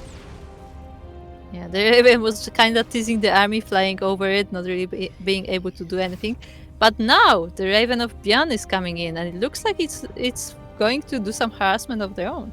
Yeah, unfortunately, because ByuN lost the majority of his army in this drop, he can't really threaten another drop. Like, Spirit is still a little bit paranoid. He does have his Cyclone in position, but the Marines are headed towards the natural instead. Auto tower gets thrown down, but a quick response from Spirit.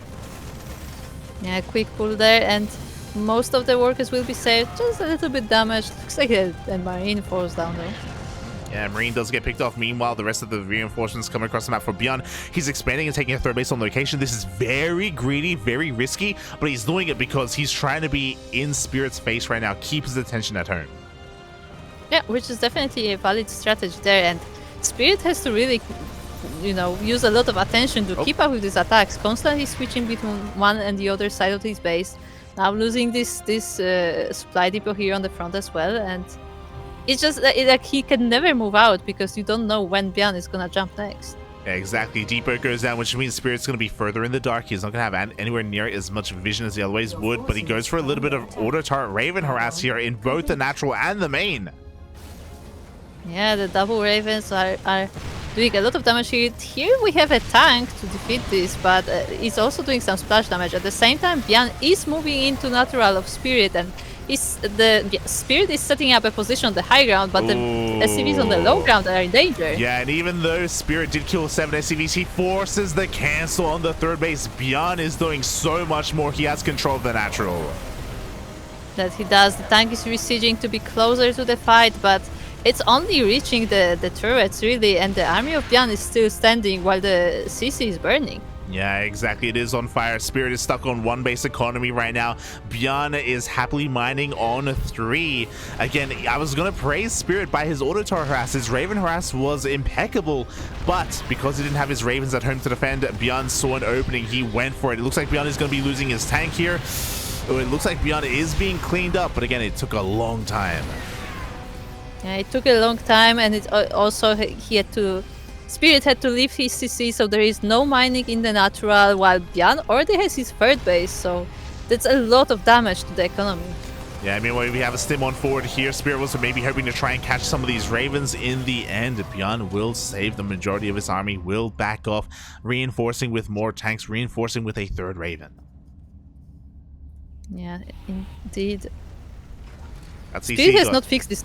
Yeah, I was gonna say, he's not fixing this orbital. It's got uncomfortably low, but at least he keeps it alive.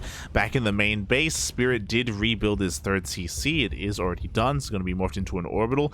As he moves out for a double drop, in comes the Ravens of ByuN. Yeah, they just fly in, they drop the turrets right on top of the SCVs. There is a Marine here to defend, but one Marine will do nothing, and the turret is right in the SCVs. The SCVs, they're left completely idle, and the turrets are going crazy here, getting so much economic damage. At the same time, Spirit, he's committed. This double drop has to do damage. Yeah, but can it do damage? Is the army of ByuN back home? I think it should be, but is he looking at his main base, though? Yeah, there's a sensor tower, but it's not covering the main. We only have a single tank here, and it looks like the drop is going to be able to slip on in. ByuN out of position. Yeah, the CVs do take the tank of Spirit down though, so now it's just the Bio Army with the Medivacs, and with the reinforcements coming back, this will be cleaned up, but not before ByuN does lose the 13 SCVs. Yeah, but you know what? Spirit had to do even more damage. This was great, don't get me wrong, but it goes to show how far behind Spirit was. We do see a couple of Ravens slipping on forward as well, but GG gets called. ByuN takes down the King of the Hill. Like, do you remember what you said about the reign of the kings? Mhm. We have entered that phase when the king changes pretty much every game. Oh yeah, every game we've been just switching hands, we've been just passing that crown around. But GG, a very powerful play there by ByuN. He was so aggressive that game. Just every time he was making any units, it was just rallied across the map essentially. And it's not like he had a lot of units, but like he was just so effective with them, with his medevac micro, with his drop control, with his tank positioning, with his Raven harass. Every unit just pulled its weight there for ByuN. Yeah, definitely. There were a lot of great moves from ByuN. And, I mean, Spirit had some really good ones too, but it looked like ByuN was just overpowering him with all that activity around the map. And in the end, ByuN did pull the win, and he's our reigning king. He really is. GG, well played. All hail our current King of the Hill, ByuN. And now we have 2 games left.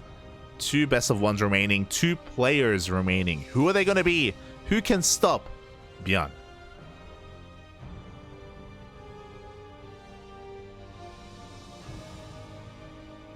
The correct answer is no one, because he's ByUnstoppable. Oh god, but we shall see. Of course, we are at the behest of Eddie. Eddie, the lovely organizer of this tournament and admin and owner of OSC. He is going to be picking and choosing the 2 remaining players to come out. We can potentially see some revives, but no, we have a new face. Ooh. I was about to say, what if this is the time we see Percival? But no, you said we have a new challenger. Yes, it's a Zerg. A Zerg? Wait, Demi already played. Go for it. Yes, it's a fresh face and it's a Zerg player. Who's it gonna be? Rattata. There you go. It is gonna be Rattata. The Pokemon himself is gonna be coming out to try and stop ByuN. I just want to say, when I was a teenager, it was actually offensive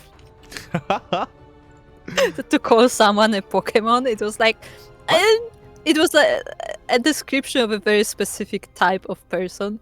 Like a who was weeb? like, no, it's not weeb. It's like it was like the extremely cutesy, but like in an awkward way. Kawaii. It was like a specific type of person. It's not kawaii, because kawaii is actually cute. But it was the kind of people who would like put hearts on their every line and then make the random caps in words as they type. That's what was described as a Pokemon here. I don't know why. Okay, well, yes, here we go. It is going to be a ZVT. We haven't been able to cast Rattata in a while. Obviously, World Team League aside. He's a player who recently, I believe, joined OSC Eilte, and for the past couple of weeks has been getting some really solid performances in these tournaments. It was one of the weeks that we missed because of DreamHack Atlanta. Just double checking. It was OSC King of the Hill 114. Kuro. I want to show you something. This was the first week that we missed because we were casting other events. And this is the one that we missed out on. Like, these tournaments are historically dominated by Terran players. And there's constant Terran players and constant Protoss. And we only get like 2, 3, maybe 4 Zergs if we're lucky. Maybe 4 Zergs. Oh, yeah. And look at what we missed out on. Yeah, I think I saw someone talking about it on the Wikipedia Discord. The legendary Rattata run, where he just beat the entire bracket and got the entire 15 wins. Yeah. Rattata did something that very few people do. I think this was the first week that Rattata played in OSC King of the Hill, by the way. And he took it all. He got 15 wins in a row. Yeah, and really impressive feat there. To be fair, there was no ByuN on that week. I think that might have been one of these weeks where like a lot of players have been busy, but there were still quite a few really great players in the lineup, so it's still a very impressive result. Yeah, that was the weekend of Atlanta, so a lot of the top tier players were traveling due to Atlanta, of course, and they were not in their respective countries. So as you said, a lot of the big names weren't there, but when it came to all the regulars like Rattata, he brought them all down. Yeah, that he did, and he is now here to challenge ByuN, the legend, and who knows, maybe he can do that too. I mean, people in the chat, place your bets, you know, predictions are going to be opening up soon here for Rattata versus ByuN. And again, like Rattata, he walked that royal road the first week that he played OSC King of the Hill. He just beat everyone. So now he's really, really going to be tested.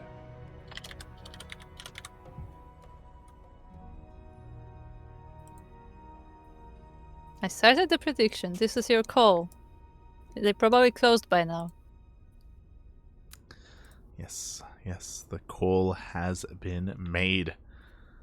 Place your bets in the chat. Can Rattata overcome ByuN? I mean, again, we are in that period where all these players, we've been trading crowns game after game after game after game. So Rattata, this would be his chance, his opportunity. We don't know the map yet. The players are just about to conduct their vetoes, so don't really know where we're going to be.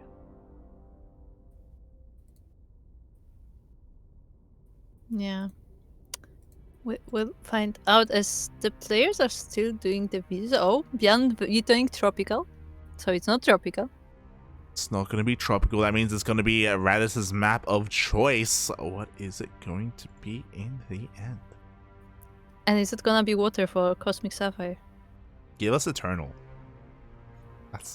That's what I want. Eternal's not a bad map, and I'm sure if Demi was here, we would be casting on Eternal Empire, but I don't know if Rattata was actually even active during that map pool. I don't think he was, actually. Yeah, it's a pretty young player, and oh, we have our map. No, picked Cosmic. Cosmic Sapphire. A big map, don't get us wrong, so typically we favor the Zergs here, but we are talking about ByuN. We are talking about ByuN, and we have seen in the last game how aggressive he can be, so we'll see if he will do the same in another matchup. We shall see, as we are getting ready here for our second last best of one of the night. As a reminder, there's one more after this, so we have enough room for one more player to show up. Who's it gonna be? I'm hoping Geralt. We haven't seen Geralt or Cristiano tonight. We're missing out on our Polish Protosses. No MeomaikA either. Or Papi. I'm thinking there's this. No, but it's middle of the week. But still. Because I'm thinking there are some. I'm like thinking, is there any holiday? Well, there kinda is, but I don't know if they are doing that kind of thing, so they should be available. As we are now spawned into once again Cosmic Sapphire, and we are looking at our current reigning king, the Red Terran, representing Shopify Rebellion, and coming from Korea. It's ByuN. And oh boy, spawning in the bottom right hand corner as he is getting proxied, we have the blue Zerg player himself representing Good Game Gaming. GGG.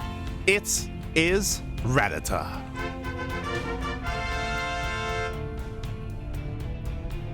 It looks like it's not over for the proxies today, and ByuN was indeed going aggressive, straight up by going direct. Oh, but Rattata reads this and he's going for a pool first.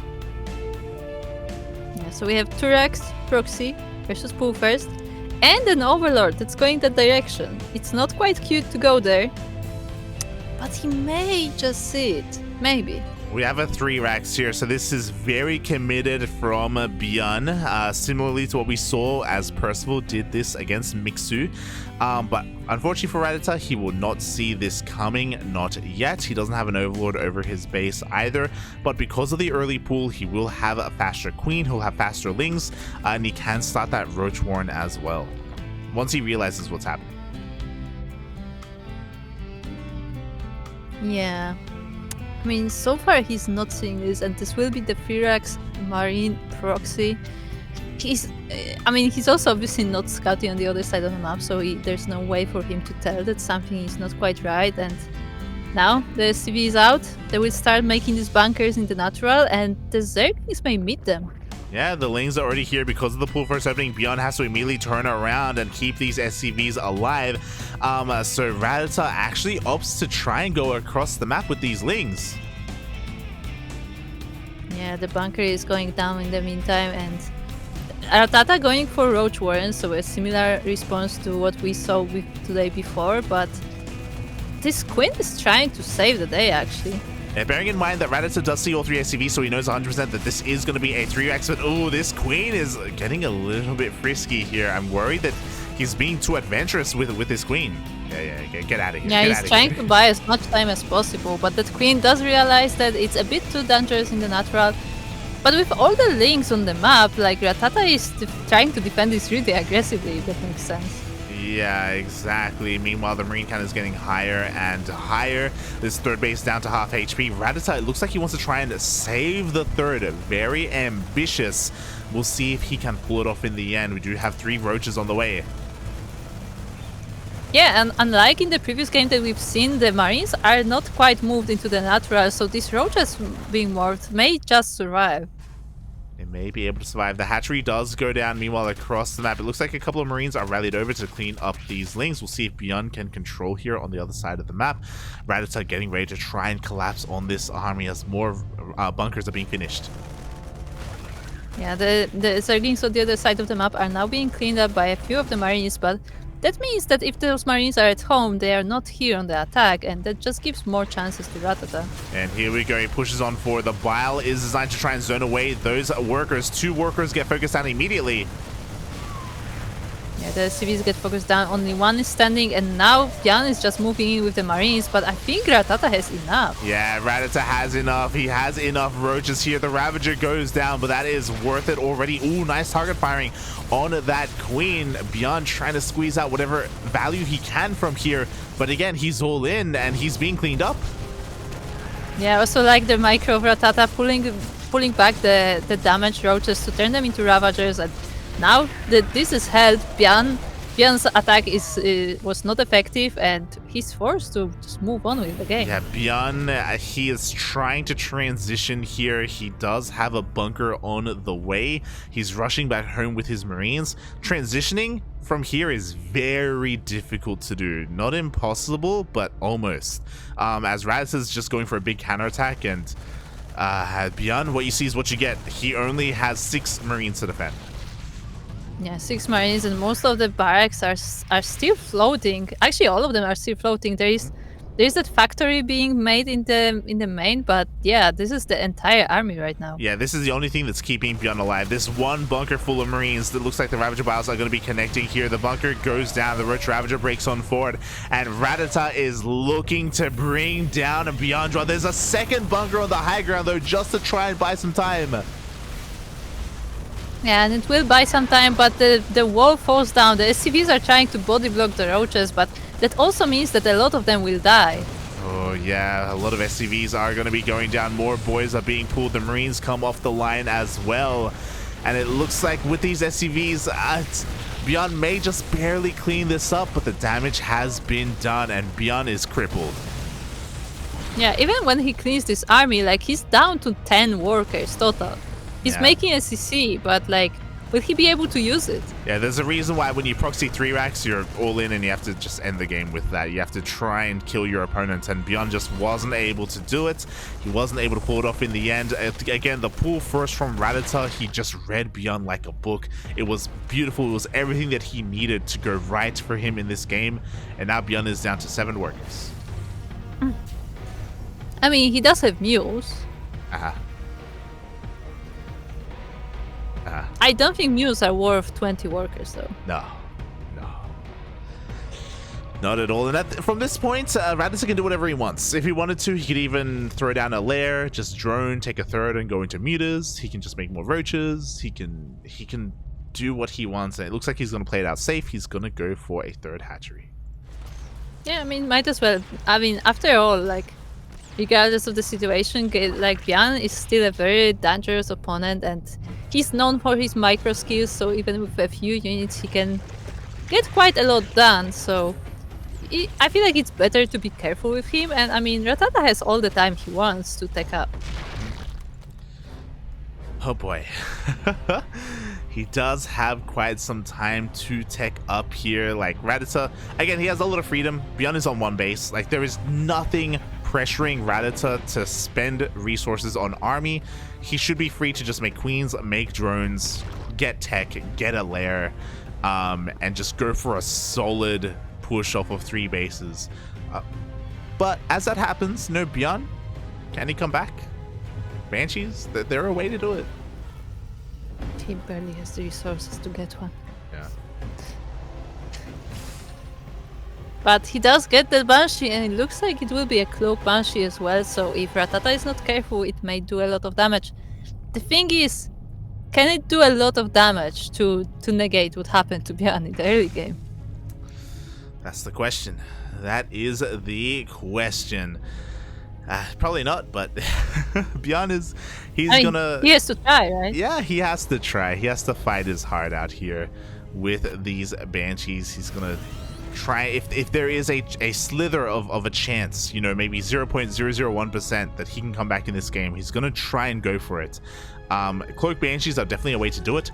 Rattata should be throwing down some safety spores, and there we go. There's 1 spore in his main. Natural and the third are a little bit exposed. Yeah, that's unfortunate, but at least the main should be safe from the Cloak Banshees, as the Cloak is about to finish. And the first Banshee is coming into the base of Rattata. Oh. Yep, they are on the way. We do have the lair done, so we can make an Overseer as well to defend, just for detection. But the 1 Cloak Banshee is going to slip in, and it's going to deal some damage. I just want to say, the thing is, like, sure, we have all this detection, but do we actually have anything that shoots up? Yeah, we've got a couple of queens, definitely. They are spread out between the bases. There we go. The queens are going to be... Oh, no, ByuN, no! He leaves his Banshee idle, and it will go down. Yeah, ByuN did not pay attention to the Banshee at that moment, and it does go down. Now the queens are alerted as well, so they will be waiting in the bases, and I don't think a second Banshee can really do much. Yeah, second Banshee is here, but we have an Overseer. We have our queens. Drones are falling, don't get us wrong. You know, this is some nice damage from ByuN, but oh my god, the Banshee barely escapes. Yeah, just barely, because the queens are quite slow off creep. It was able to escape with 5 H points? Hit points. H points. HP. No? Instead of HP or health points, or it's just H points. Edge points now. Come on. It's over. It's gone. Gone. So sad. It's gone to bed. Exactly where Asher is. He's the Banshee's in a better place. It's with Asher right now. Fast asleep. Yeah, no dreams. Okay. Sure. Sure. As we do see ByuN attempting to recover here on 2 bases. I mean, his work account's looking quite healthy, don't get us wrong. Really, ByuN is hoping for Rattata to make a mistake. And what I will say is Rattata's mistake right now is that there is no 4th base. There should be a 4th hatchery right now. We have 1-1, which is nice. Should be seeing... Again, there's no reason for Rattata not to be thinking further ahead. He does have a pretty large Roach Ravager army though, so it looks like he just wants to end the game with this push. If he doesn't, ByuN maybe can have a chance at coming back in this game. But again, I don't know how ByuN holds on to this. Yeah, this is a huge Roach army, and the creep is almost like approaching his base. He does have a few tanks set up, which will definitely help, but I don't think it's enough. Yeah, exactly. 2 tanks are going to do what they can, but here comes the Roach Ravager army. The Bliles connect. GG gets called, and Rattata, after defending the proxy 3 racks, takes the win, and he is our new King of the Hill. Yeah, he does prove that he can, in fact, take down ByuN. Oh. And he will be the reigning king in this last series, this last game that is coming up.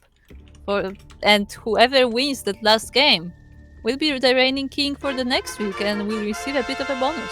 There you go. We'll receive that bonus. We'll see who it's going to be. ByuN, despite being a terrifying force in StarCraft, in a best of one, anything can happen. He rolled the dice. He himself decided to go for a proxy, and Rattata again read him like a book, went for a pool first opener, recognizing that ByuN would probably be a little bit cheesy, and it paid off for Rattata in the end. It did pay off. It did. And I wonder, who will be the last challenger for today? Yeah. Who will be the final opponents, the final player, the final contender? There's a lot of names that can be picked, of course. We have the Polish Protosses that we mentioned earlier. Who else comes to mind exactly? I don't think Eba's awake. Who do you think? Who else? This is where they revive Percival. We have confirmation. We have our next player. Who is it? It's a fresh face.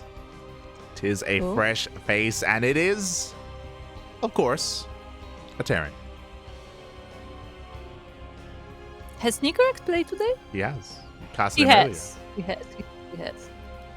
Yes, this Terran, similarly to Nicoract, is from Storm Gaming, is going to be representing them. Can you guess who it is? Is it SpeCial? There you go. It's SpeCial. I mean, I could have also guessed Gumiho, but that seems a bit more unlikely. Yeah, I don't think Yumi has played in these before. But yeah, SpeCial is going to be coming out. Juanito himself. When it comes to the regulars here in OSC King of the Hill, it's ByuN, Spirit, and SpeCial as kind of the big Terran names, and all three of them showed up here today. Oh boy, and can SpeCial do what ByuN couldn't?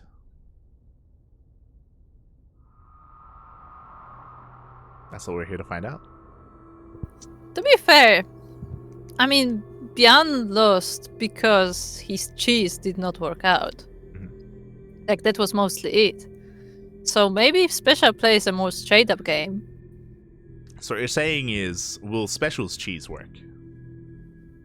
I mean, depends what the cheese is. Okay. Maybe he goes for a different variety and will better complement the dish. We'll find out as, oh my god, for the first time tonight, we have a brand new map. Indeed. Half of the day, it has been vetoed by Percival, but now it is time for us to go to Moondance. Here we go. Oh boy. Let's see who it is going to be. Also, shout out to Eddie on the OSC Esports account in the Twitch chat. He was letting us know that in the past, Vanya has played in King of the Hills before, on and off. He's just been taking some breaks, some hiatuses, but he is back, and he is back strong. Or is he? But is he strong enough? As we are now ready for our game. And it is in the bottom right corner. Our current reigning king, representing Good Game Gaming, GGG, Rattata.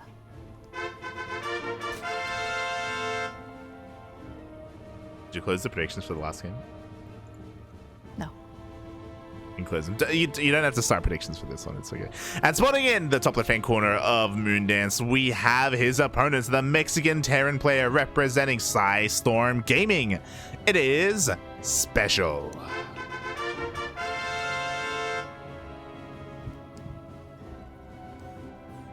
So hello to Cynical Death in the chat. Hello, Papi. Hello. Shout out to Cynical as, oh, SpeCial is going for a very interesting opener here. He's going for his racks as a part of the low ground wall. Yeah, interesting, but I guess it also makes sense on Moondance because of the way the map is constructed. It's convenient to protect your free bases together with the pocket. Yes, you can be very greedy as a Terran player and as a Protoss player as well on Moondance, and you can take your third base incredibly quickly as well. Unfortunately, SpeCial, he rolled the dice and he was a little bit unfortunate with the RNG, as this does mean that any add-ons he makes here will be exposed to the elements and exposed to the army of Rattata. So not ideal in that respect. They would otherwise be saved if SpeCial had spawned in the bottom right, for example, as he does open up with the 1/1. Yeah, indeed. I mean, unfortunate, but I mean, it's still a decent wall. And there is no early rush coming from Rattata either, so I guess that was also quite lucky there. Yeah. So yeah, Hatch Gas Pool opener from Rattata. No early pools or anything like that. Reaper is going to be rushing across the map. Ooh, SpeCial opening up with a 2 Reaper opener. Interesting. I guess with 2 Reapers, he should be able to get quite some damage on the other side of the map, but the links are ready, so they should be able to chase the Reapers away. Yeah, so the rush distance is, for those who don't know, Moondance has the shortest rush distance in the entire map. Ooh, a little bit of miscontrol from Rattata. Does lose 1 drone already, as these Reapers do get across the map incredibly quickly. And Rattata, his response is a Roach Warren. Yeah, Roach Warren in the natural as well to make sure it's out of view of SpeCial. But the second Reaper may just see it. Yeah, we'll see what the Reapers do end up going at the same time. SpeCial has opted to proxy his starport here. So we'll see if he goes for like a proxy Liberator or a proxy Medevac to just drop into the main base, because SpeCial is not stopping Hellion or Reaper production. I feel like it's just Medevac, but at the same time he may just go full offensive and pick the Liberator instead, as he does pick a few drones here. Yeah, Rattata is slipping up a lot, by the way. Like, there shouldn't be this much damage happening. Like, for 3 drones to go down this early in the game, it is pretty impactful, and that will delay Rattata's push, but he is making roaches. Meanwhile, we have confirmation it's not a Medevac, it is going to be a Liberator, and we need to see the vision. SpeCial did see the Roach Warren. Yeah, that he did, but the units of Rattata are already moving to the other side of the map. Is he prepared to hold off the Zerg? I think so. I mean, this Liberator is gonna just really shut everything down, because we're gonna have very limited queens to defend for Rattata already. The first Roach gets picked off. Yeah, very nice position from SpeCial on top of the ramp. He's able to pick like Roach by Roach, a single one at a time. The bunker is ready, but there's actually not a lot to fill it with. Hell, these 2 Reapers do fill up that bunker. The Hellions are dishing out a lot of splash damage to the Roaches, but Ravagers do get morphed in. Meanwhile, Rattata actually finds the proxy. I mean, he finds the proxy, but it's kind of too late, because the Liberator is already in the main. Meanwhile, the Roaches are still doing damage to the bunker, but it is holding them off for the time being. Yeah, the bunker survives. Every single Roach and Ravager is going to get picked off. This push from Rattata did not work, and that Liberator across map even kills the Queen.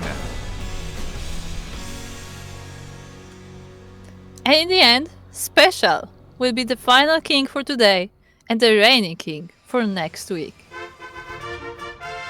GG, well played. SpeCial comes out at the very end, and we saw Percival went for the longest win streak. After that, they were just trading blow for blow. No one could hold on to that crown any longer than a single game.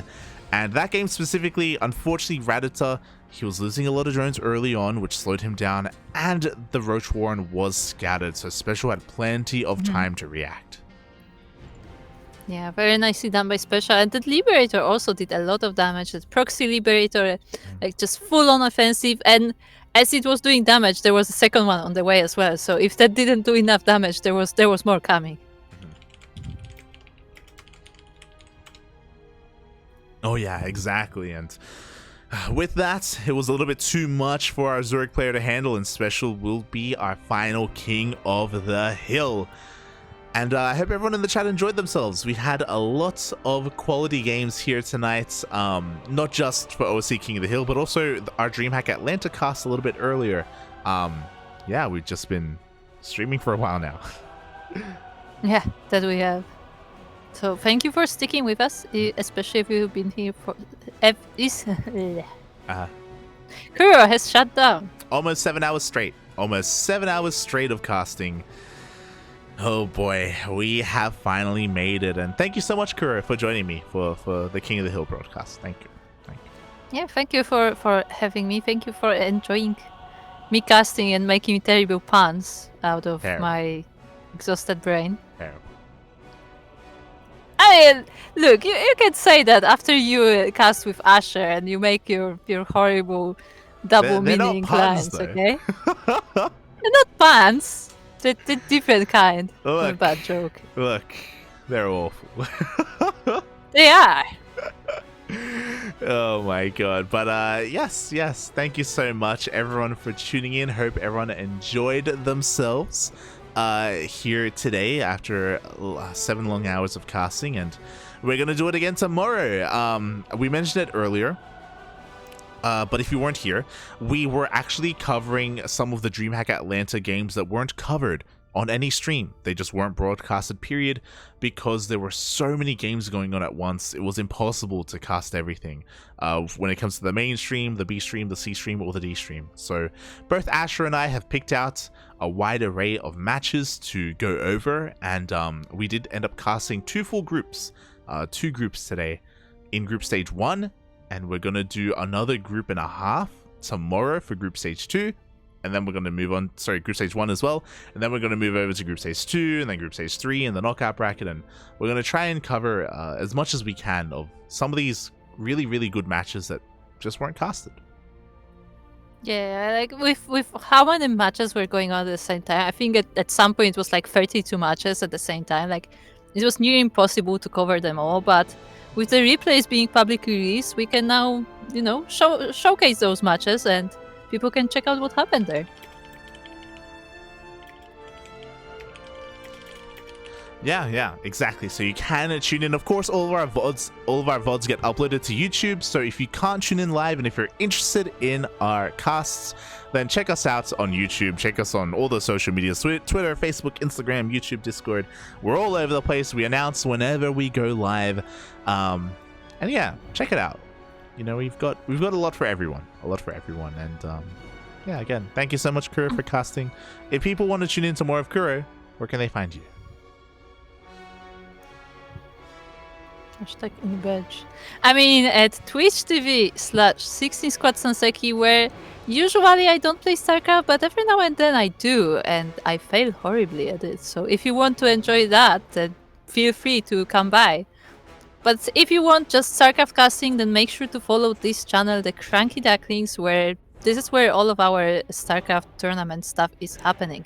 But meanwhile, if you want to see some good Zerg gameplay, where do you go? No, not at light_VIP, let me tell you. Oh god, but yeah, you can follow me at light_VIP on Twitch and Twitter. I do stream throughout the week, and I do try and bring you some fun quality games. You know, we enjoy ourselves. We smooge sometimes, but we have fun as well. So you can follow me on my personal channel. I'm probably going to be streaming tomorrow before the Atlanta cast. So yeah, you can check me out there if you're interested. Otherwise, we are all very tired, and we need some veg. We need some sleep. Yes. Oh boy. With that, again, our next broadcast is going to be tomorrow. Probably going to be tomorrow at 8 p.m. AEDT. If you are interested in our next broadcast, let me just quickly set that up. And we'll be covering some more of those DreamHack Atlanta matches. So yeah, be sure you're there if you're interested. And until then, thank you so much for watching. Thank you so much for the support. We'll see you guys next time. Bye.